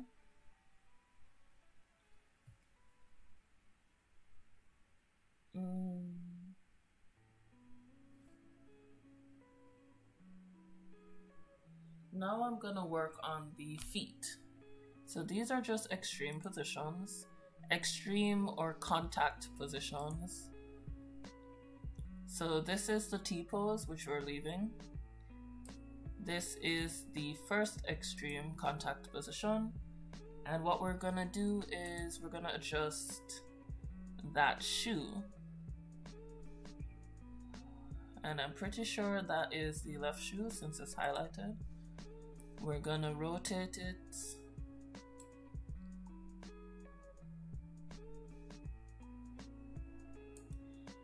And for the right shoe, we're gonna rotate it back.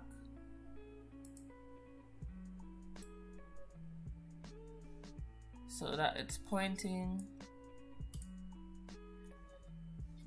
We're not worrying about the bending of the knees yet or any of that stuff. We're only concerned with the movement of the feet.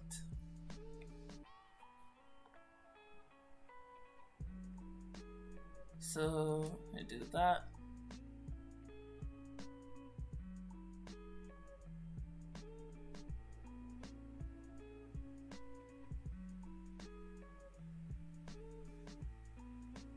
Okay. And we do the same thing here. With this, we're gonna rotate, whoops, not the leg, but the shoe.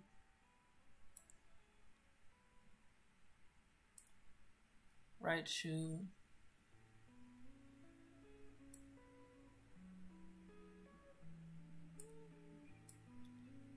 So we've got that swingly motion. This is just one motion right now. Just saving it. Right, okay.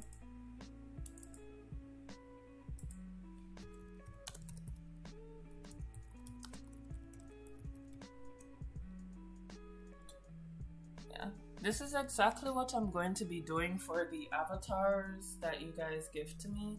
So please, send me the ideas.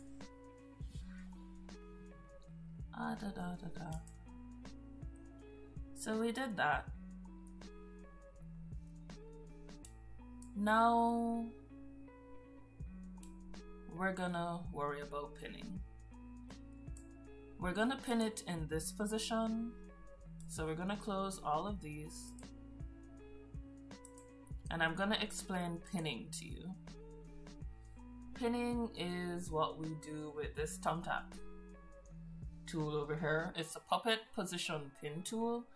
You can access it clicking Control P. It allows you, I'm gonna actually select the leg, to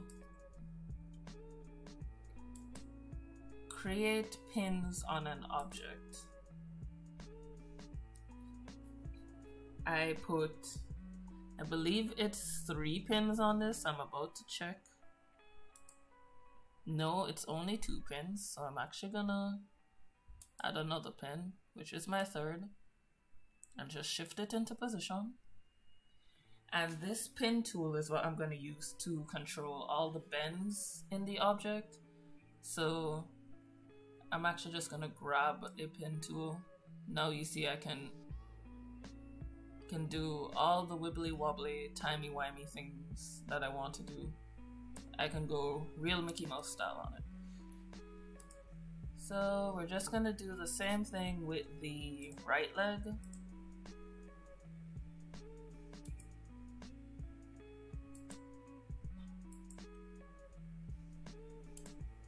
What you also want to notice is that even though I'm moving this pin tool, you'll notice the things that are parented to the legs aren't moving.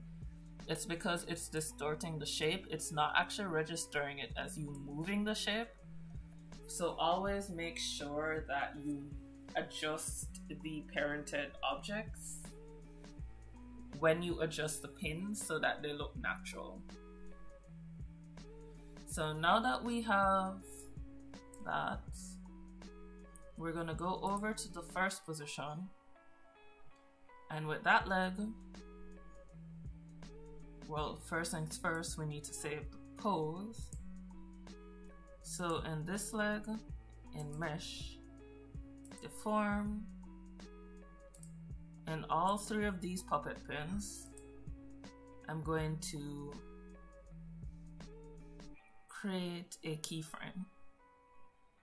And I'm going to do the same thing with the left leg. Make sure that they all have a keyframe. I'm going to move over to here, and then I'm going to set a new keyframe.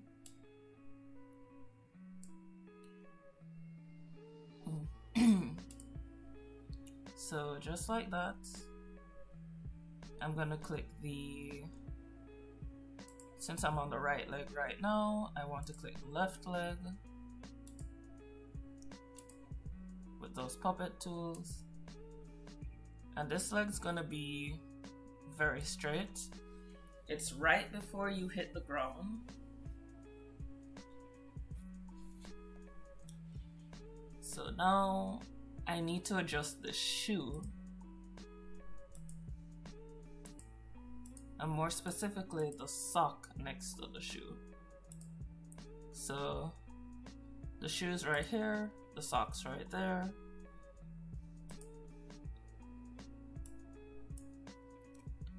Switch to the rotate tool and rotate them both. Alright, let's rotate them individually because they're not working with me.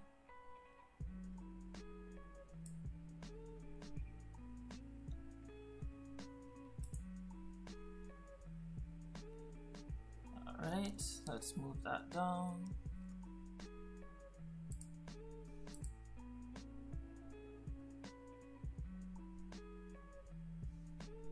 Okay, let's move to the next position.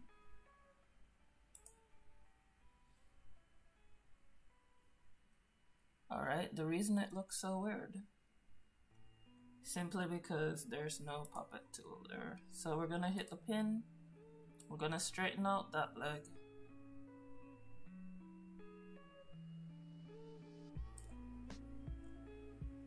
And this is the right leg, so with the right sock, we're just gonna rotate the right sock.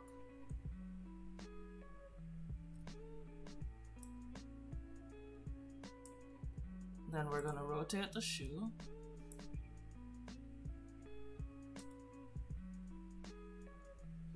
And like I said, I'm not worried about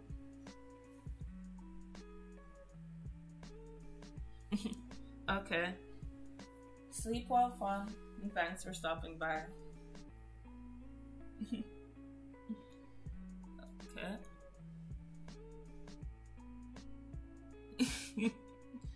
Alright. Okay, let's see. Then we're gonna switch to the other leg, which is this one. Excuse me. I'm actually gonna adjust the rotation of this leg. I think it's a bit much. Then I'm gonna click it to get access to that pin tool. Move it up. Then I'm gonna adjust these two.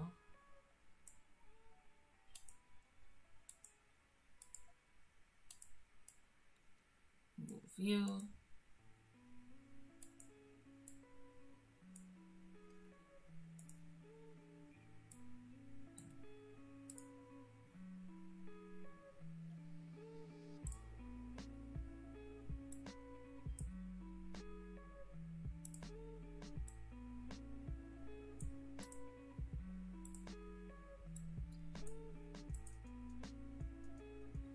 Alright, so that's what that looks like.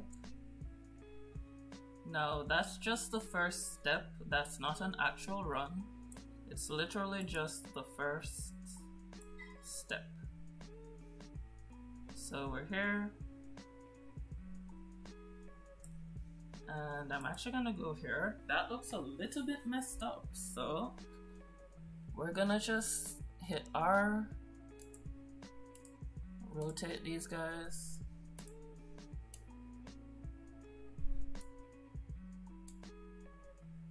There we go. Looking a little bit more like an animation. The reason it looks a little bit weird is that I haven't accounted for overlapping motion, simultaneous or any of that. I'm just doing the breakdown poses.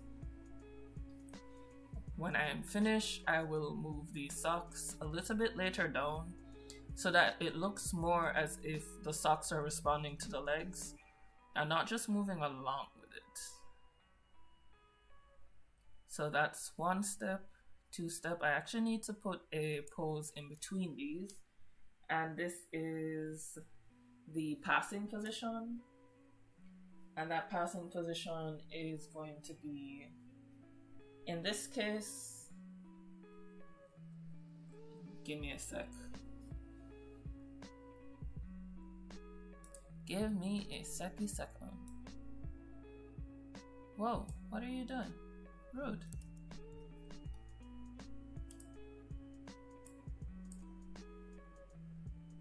Okay. So that created a mask that I didn't want it to create.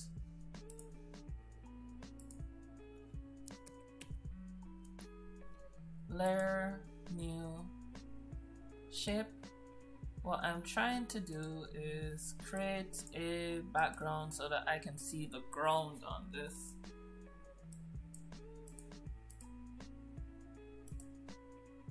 So the shape layer, I'm gonna put it all the way to the bottom. And I'm gonna add a rectangle to it.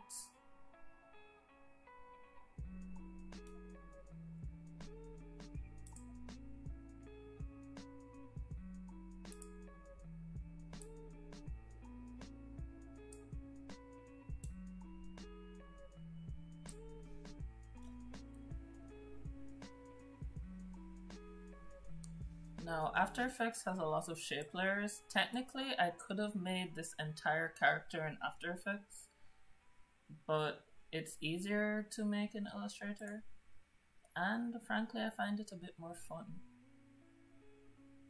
So I'm gonna click this.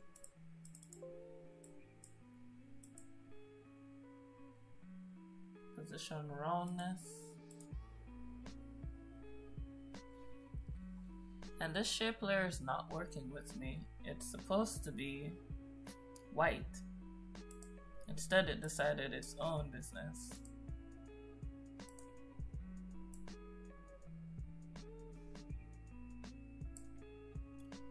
Okay, since it's not working, I'm just gonna delete it. And move right along. There we go. It wasn't working with me, so I tried a different way. So now that I have a floor to work with, this should be easier because now I can see how it actually looks on ground.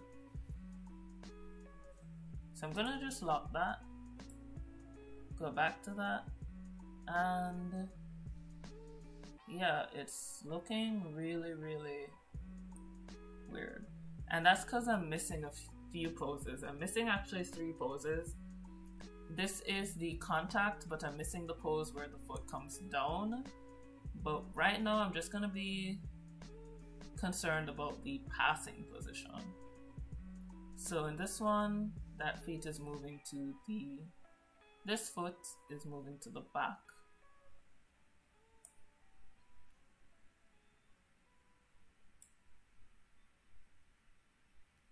This moving to the back, so we're here.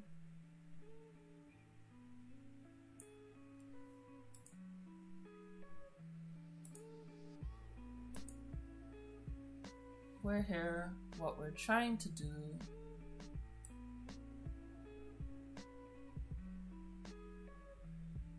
is this leg at the back right here is a leg we're concentrating on, which is going to be the right leg. I'm gonna do that pin tool, move that, move that.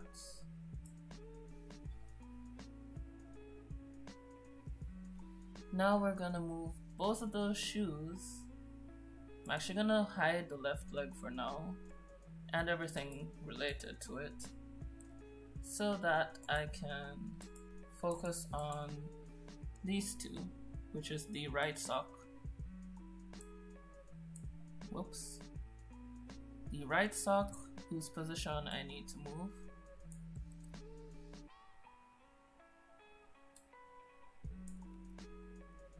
So I'm gonna move it up, which is here. I'm gonna move it back, which is there. And I'm just gonna hit R, and R will allow me to access the rotate tool. Let's get that position back there, move it back down. There we go. Now let's adjust that shoe. And I'm doing rubber hose animation. I don't have to worry too much about anatomy with rubber hose animation because it's literally whatever movement a string would do or a piece of rope. In this case, a rubber hose. So we're there. I can turn this back on now.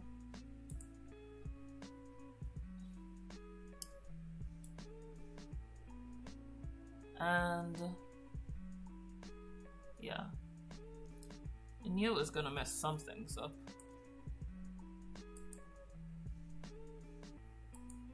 So we do that and we just fix it. What it's doing is it's throwing off the relativity. Don't worry about it too much, just keep adjusting.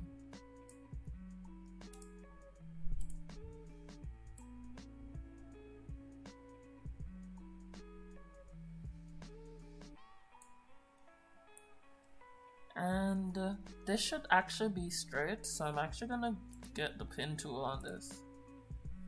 Control Z, and that's the right leg. Yeah, I was right.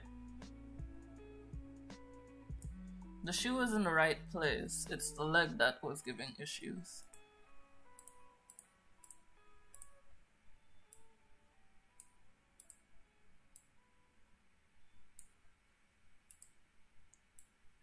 Rotate. Let's try this again.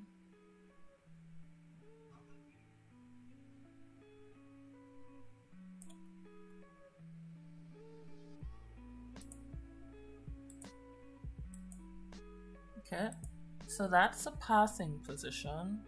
I'm gonna select both of these.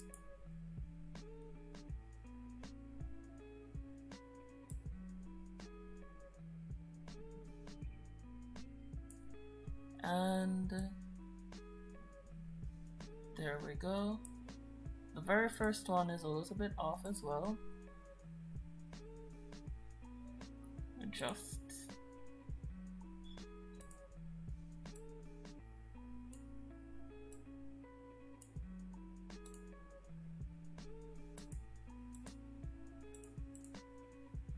See, that sock. That shoe. Hit position.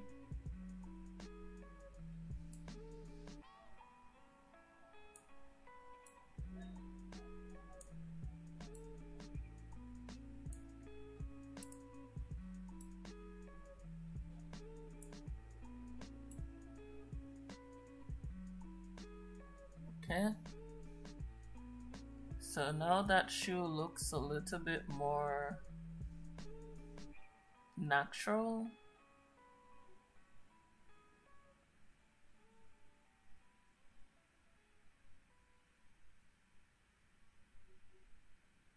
Still a little bit off, but I can adjust that later.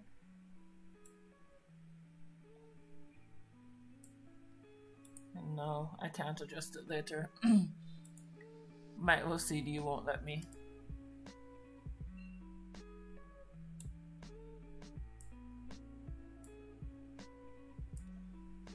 Okay, let's see if that changed anything.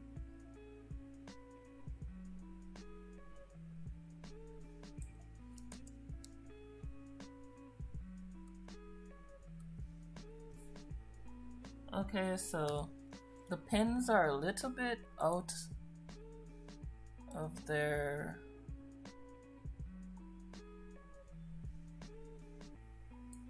space.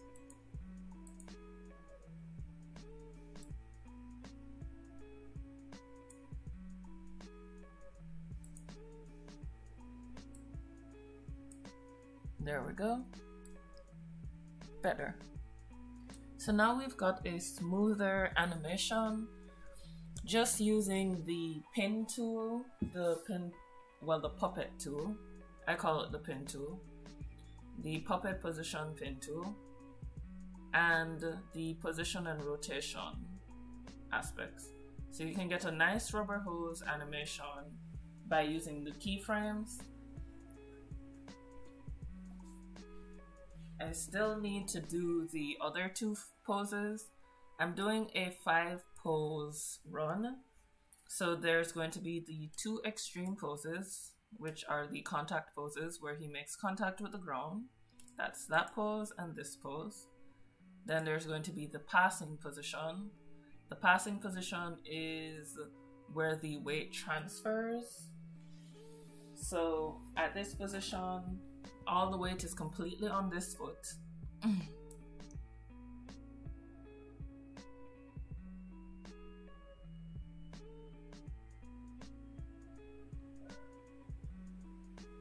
This foot actually shouldn't.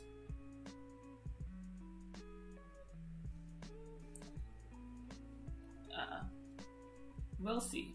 I'll just make, excuse me, I'll just make the adjustments as we go along. So we're there.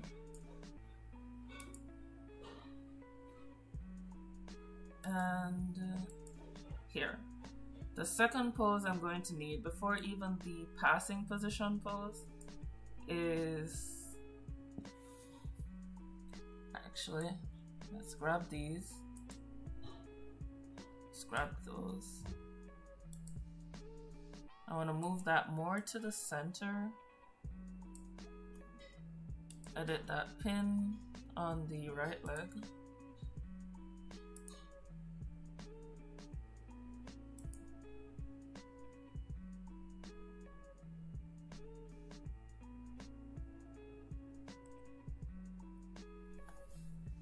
Okay, we're gonna edit this position right here. Right in between the passing position, a little bit after the extreme. The only pose we want right here is for this foot to come down. So I'm gonna hit R.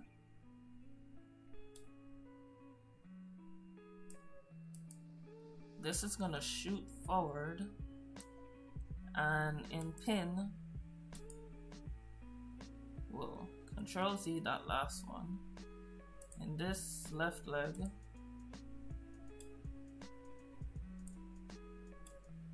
all the weight just went onto that foot.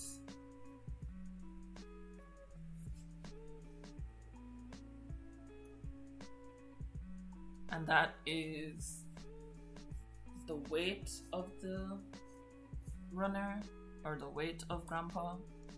So I'm not sure if you guys can feel it now. It's got that hard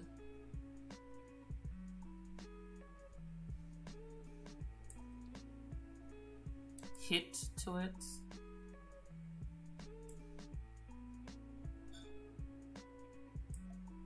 And I'm not sure where it went. Did I undo it?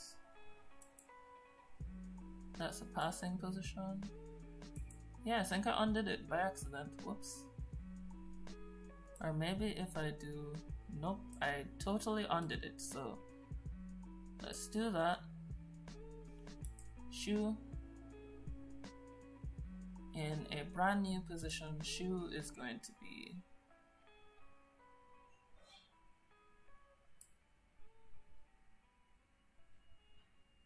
here. We're going to go to that contact position. We're going to select the leg, the keyframe for the leg, the sock, and the shoe. Don't be like me, make sure you select the right leg. Hold Alt or copy V, copy Z. So we're gonna just do that, move to that position, Control C, Control V. And I'm just copying that keyframe. So everything else moved with it, except for that.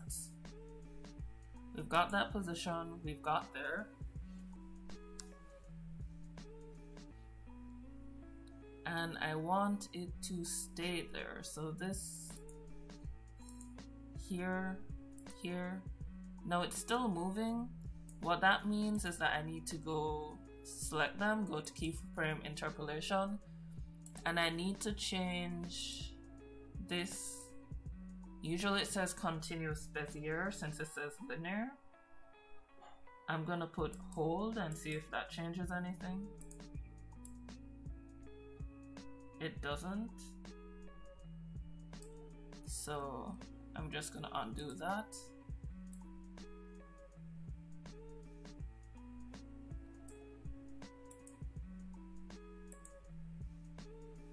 So we want to keep that there. The passing position should actually have copy V, copy V.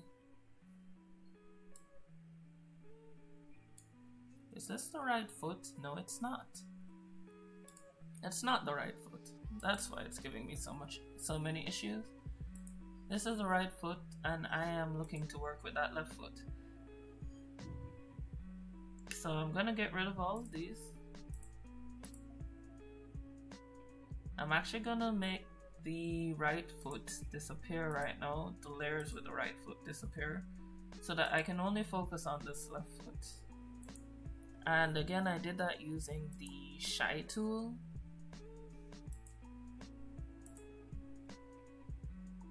And there is the pose I've been looking for. So I'm just gonna go here and here. R, shift position, and I think this is the passing position. No. So I did make the contact, it was just on the left leg, and then I switched to the right leg. So I'm just gonna grab these, copy V, copy V. Now it's moving in the interim, and I only have the shoe and the sock.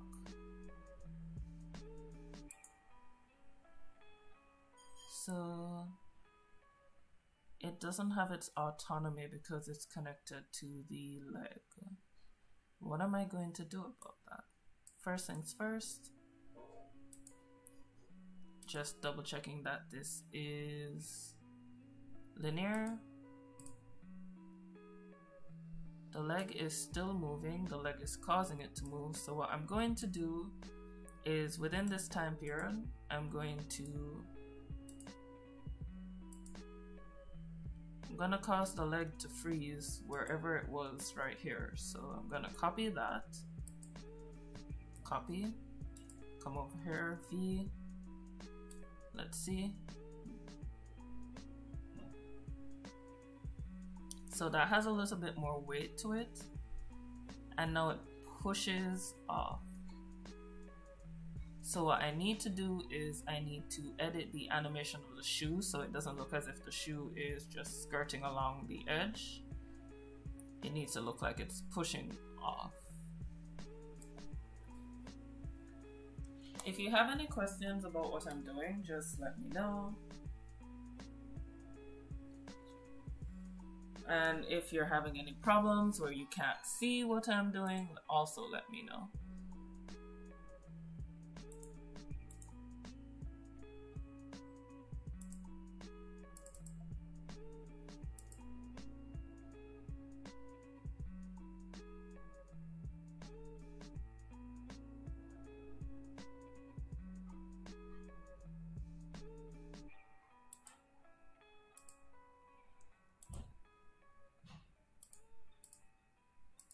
Just give me a second and I will be able to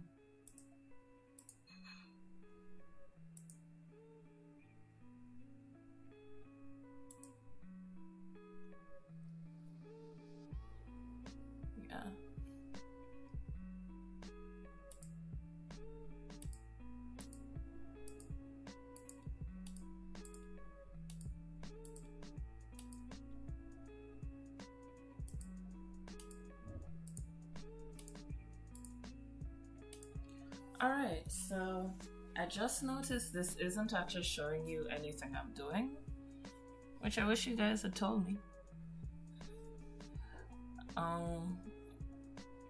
So I'm gonna try this again. I'm just gonna do it display capture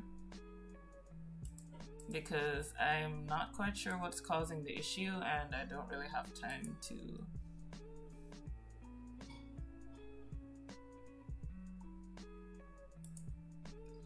I'm just gonna do display capture,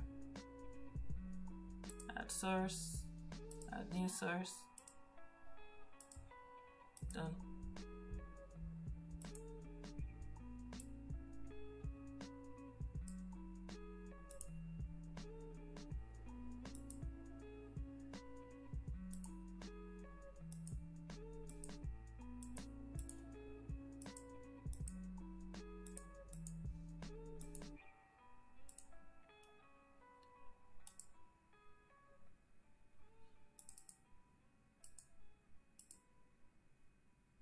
Okay.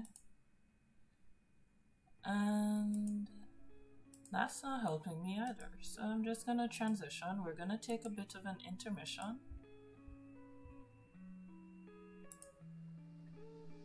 And you guys can look at Illustrator for a while as I try and sort this out. I was trying to go for display capture and it said no.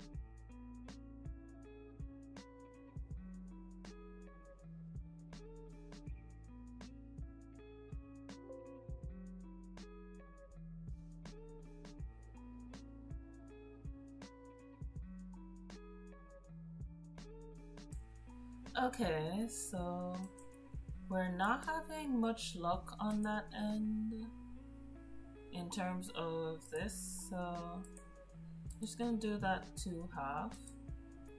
It's trying to get it to transition and it's just not working. So display capture isn't working.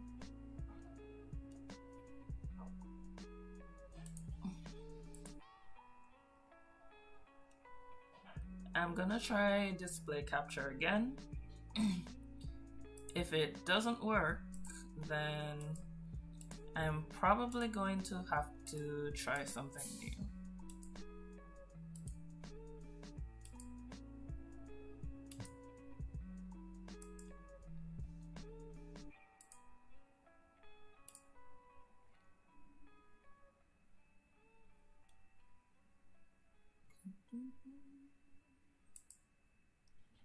Alrighty then. So,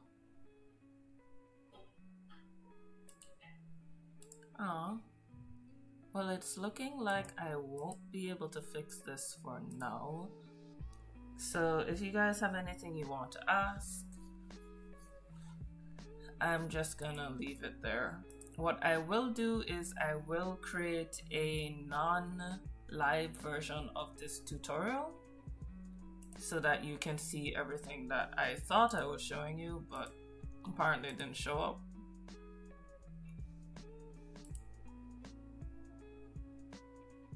And that's gonna be it. What I'm gonna do for the rest of the stream is I'm gonna save this. I will make a little mini video so you can see what the result of it was. And I'm just gonna go straight back into Illustrator where we can actually see things. And it works. Done. Transition.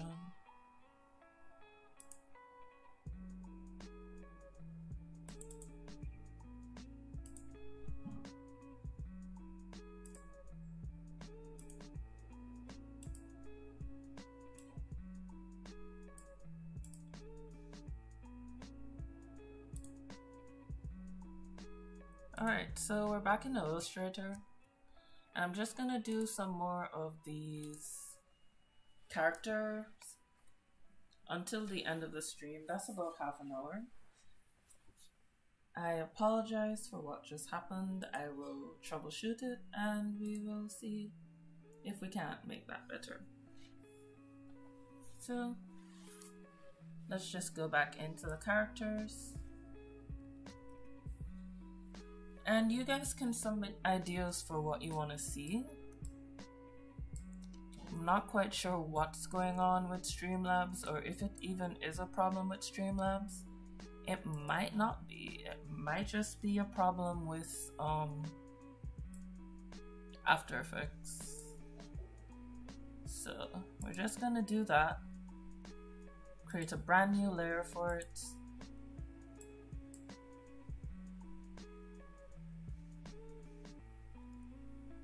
And this is gonna be front,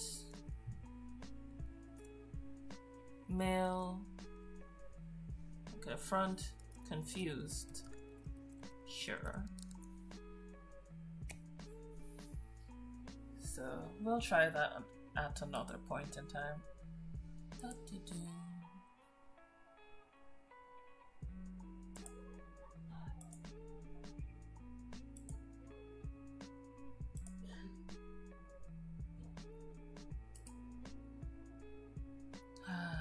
See, it's doing it again.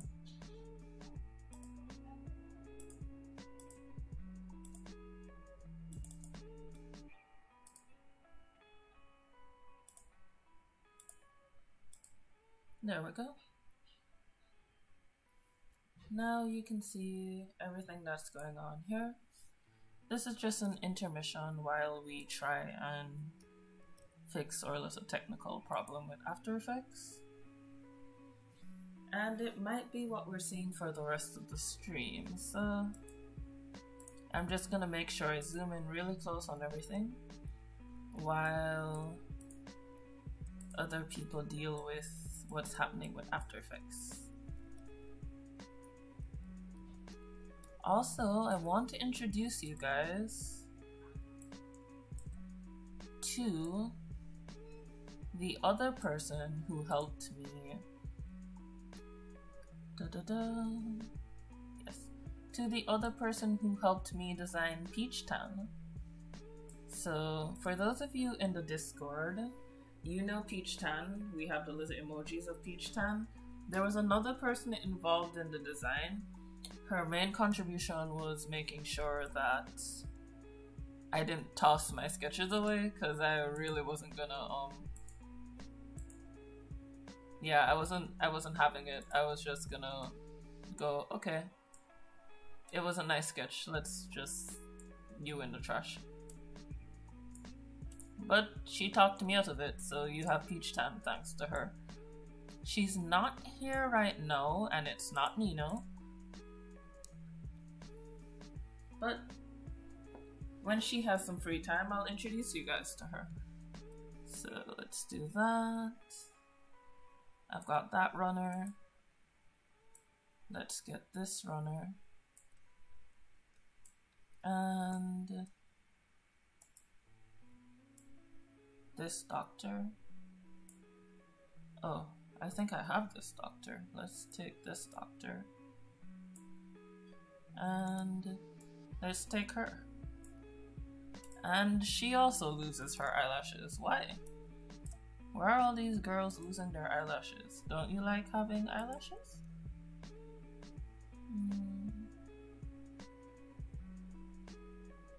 I'm just gonna grab those, control group, bring them over here.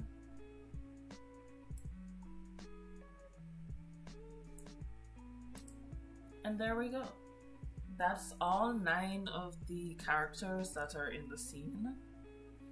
And it is it 9? No, I'm missing one. There are 10 characters in this scene. And the 10th character is in fact right here. The little question mark man. Okay, so we've got that. So we've got all 10 characters that are in the scene.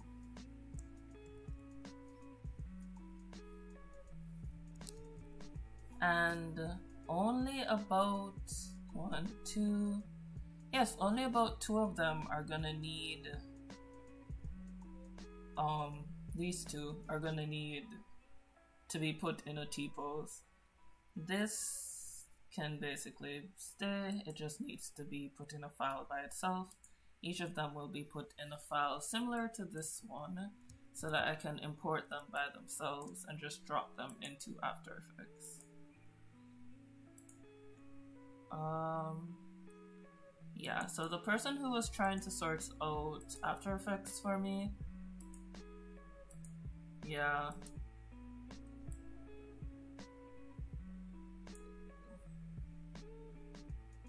After Effects is just not showing up at all.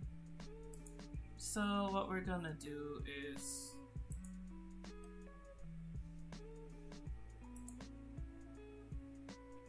it's really not showing up, so we're just gonna move Illustrator to full screen and stick with Illustrator for the few minutes that we have left.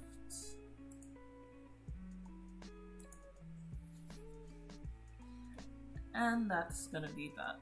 So we're gonna move each character into a file like this where it has all its parts into layers. What I'm going to do for each of these runners is that I'm going to steal Grandpa's shoes over here and just drag them down here. Same thing with his arms. They have the same arms, the same legs.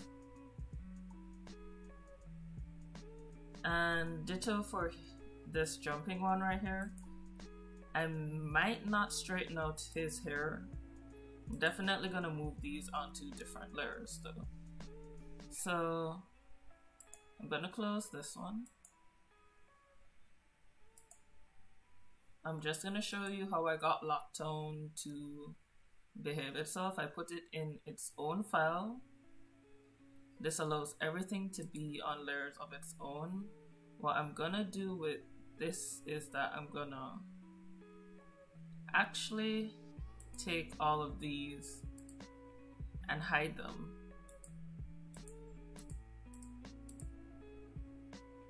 I want to take all the people out, and not only the people but their shadows, and this will just be a file that has, where are you? This will just be a file that contains the environment.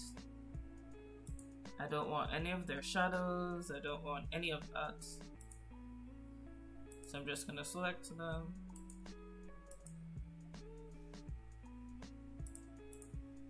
and I'll deal with people in whole different folders.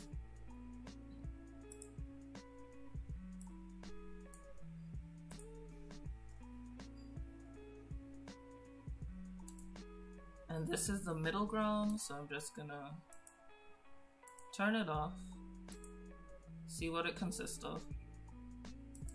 So the middle ground consists of all these shadows, which I need to get rid of these shadows.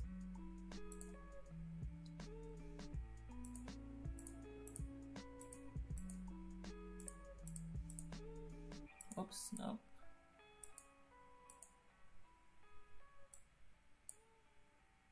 Okay.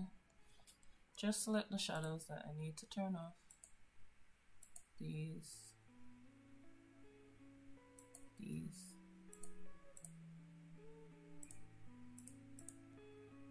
Alright then. That seems to be all the shadows I need to turn off. The ambulance is in a separate layer. And I'm gonna want these words to light up. I'm gonna want that to blow in the breeze. So we're thinking about breeze, we're thinking about pollen, all these things. So I'm just gonna spend my time, or the remaining time that I have left. Where are you? Arranging this so that I'll have an easier time in After Effects. If I can solve this by tomorrow, I will have a stream tomorrow to show you again how to do the animations in After Effects with a different character this time, so you're not watching the same character over and over. This is a shadow that I don't want to deal with right now. And alright. So we're gonna look into there, and it's in the commercial building. So, like that. We're gonna do a whole new layer for both of them. Yes. Lighted name. So we have the lock graffiti. We're gonna do graffiti.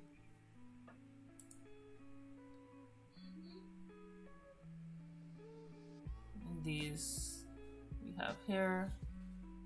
I actually want to separate this into a new layer as well. This is a water pump.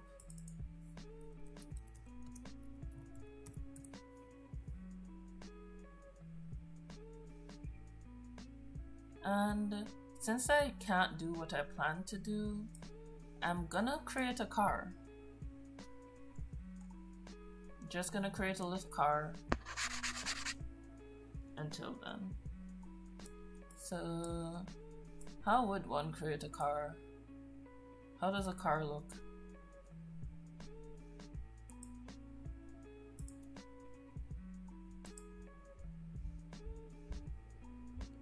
And of course, we've got to make sure that our pump makes sense.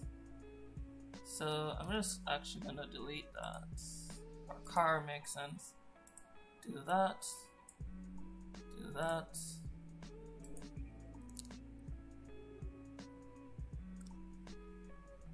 Click it.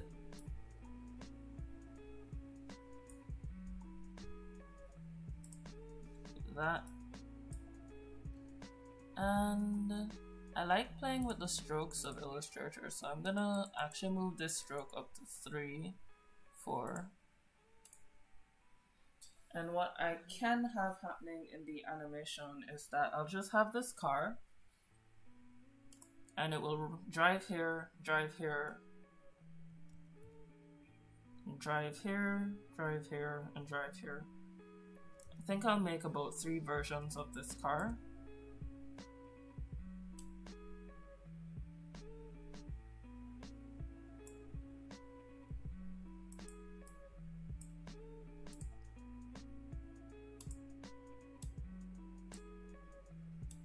And it's not going to be a very complicated car.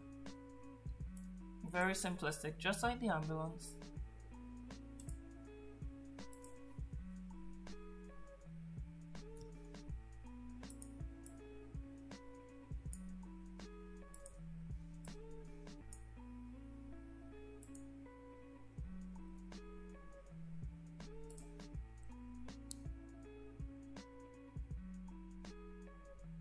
I should probably look at the car while I do this. It would help.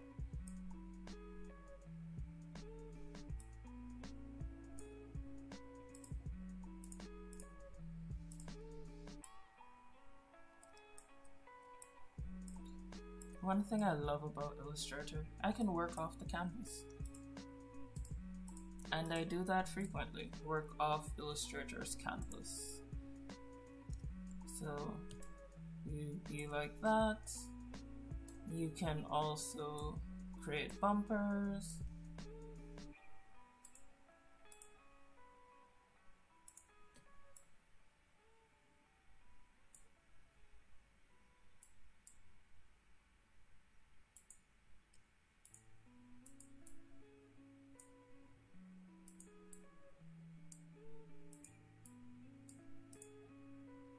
Do that. If we're looking for a small circle, what I'm going to use is a scissors tool. The scissors tool allows me to cut along the anchor points. So this will allow me to create the perfect semicircle, which is good.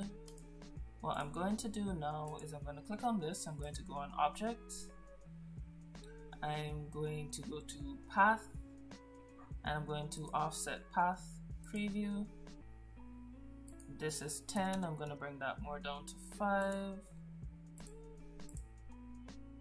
Do that. Make that a black outline. Grab it, move it back so that it looks more like a car light. This I'm going to remove the black stroke from. Then I'm going to move from uniform, give it a better shape. I'm going to copy this, Shift Control V is placed in place.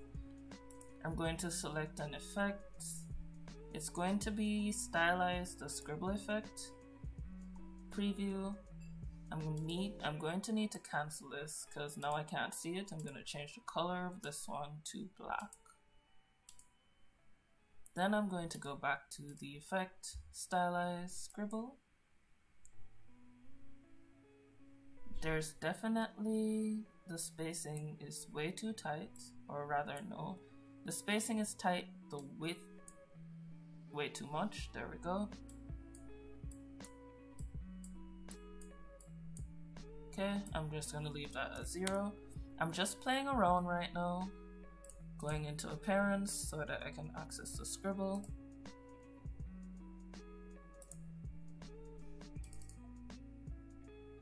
Whoops. I'm not quite sure what just happened, but I know it wasn't right. So I'm going into the appearance panel.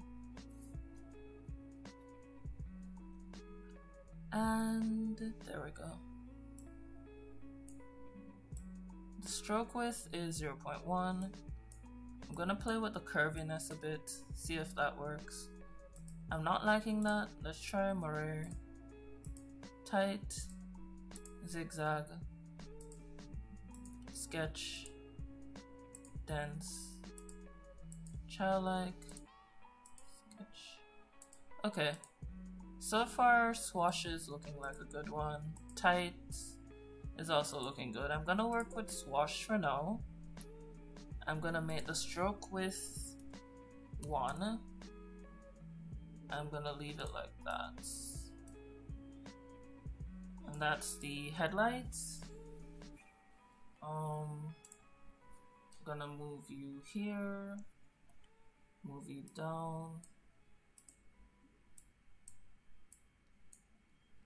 Then I'm gonna hit the pen tool, Shift. Shift allows you to do straight lines with the pen tool. So if you're concerned about the straightness of your lines, just hit shift.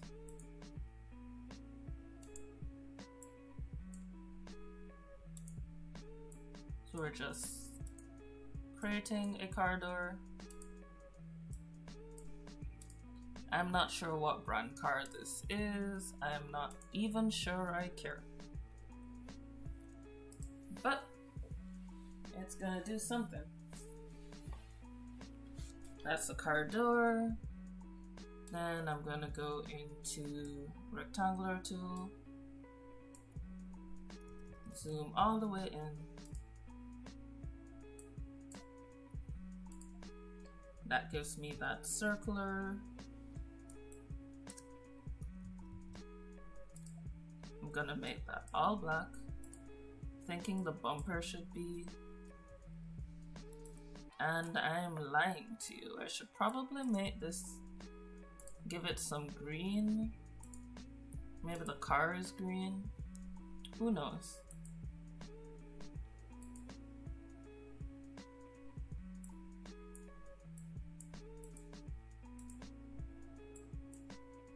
There we go.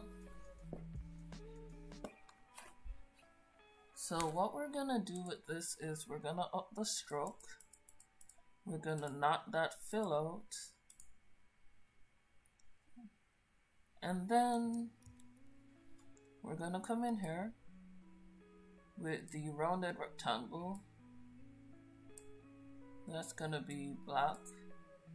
We're gonna go to layers, access this car layer, and we're gonna move it below that. Now it looks like a steering wheel. We're gonna also do again with that rectangle.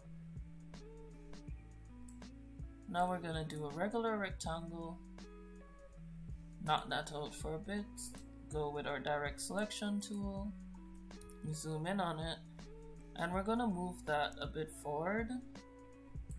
I'm gonna hit direct selection tool again. What we're working on doing is softening this. This whole style is very minimalistic, not a lot of detail. So we're gonna do that. Then we're gonna group them.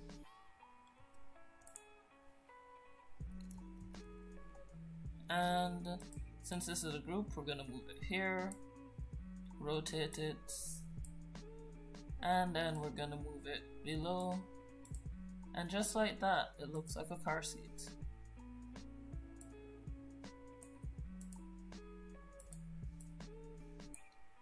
And I might put someone in this car. We're gonna just do that.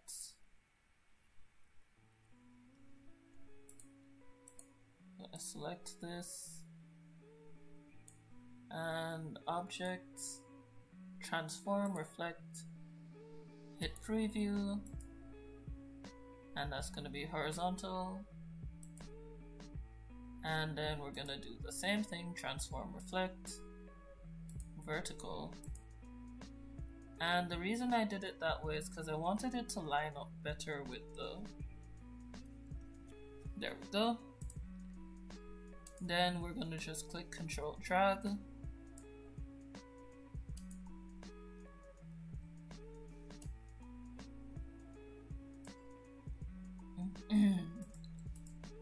We're gonna group these car doors, each of them individually grouped.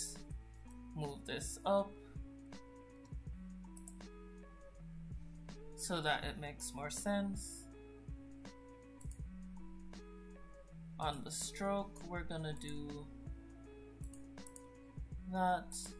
We're gonna go into the appearance panel, add a new stroke.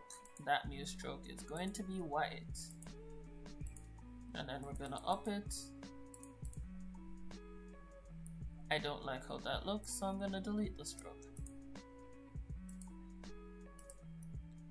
Delete.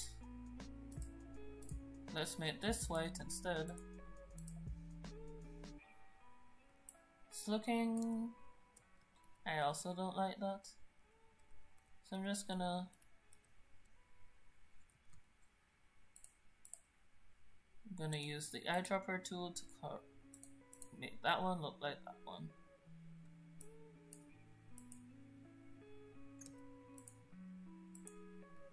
And we're gonna do this. Yes, no, this looks much better. Looks like the car has some design to it.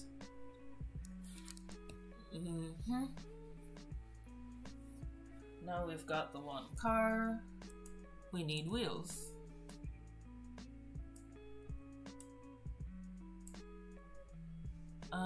Let's do that stroke a little bit more. Come in here, hit dashed.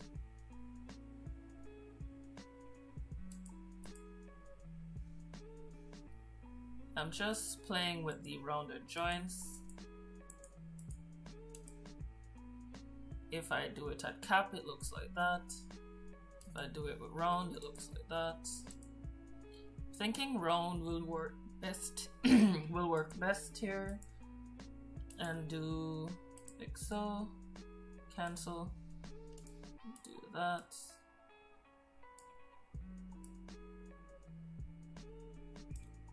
So we select both. Do it like so. And up them. And we have a pretty good car right now. Alright, so we've got 3 minutes to... Yeah. Control... we've got 3 minutes until the end of the stream. And I've only succeeded in making one car.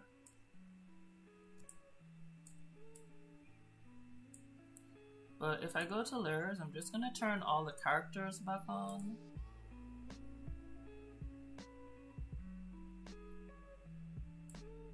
Just to see how it's looking.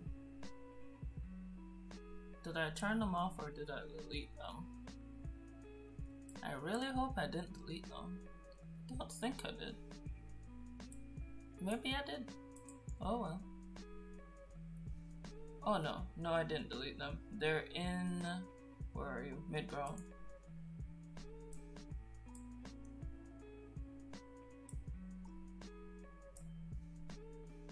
Okay. Our car looks like it's populating. And if I hit navigator, I can see it. So our car looks like it's doing well.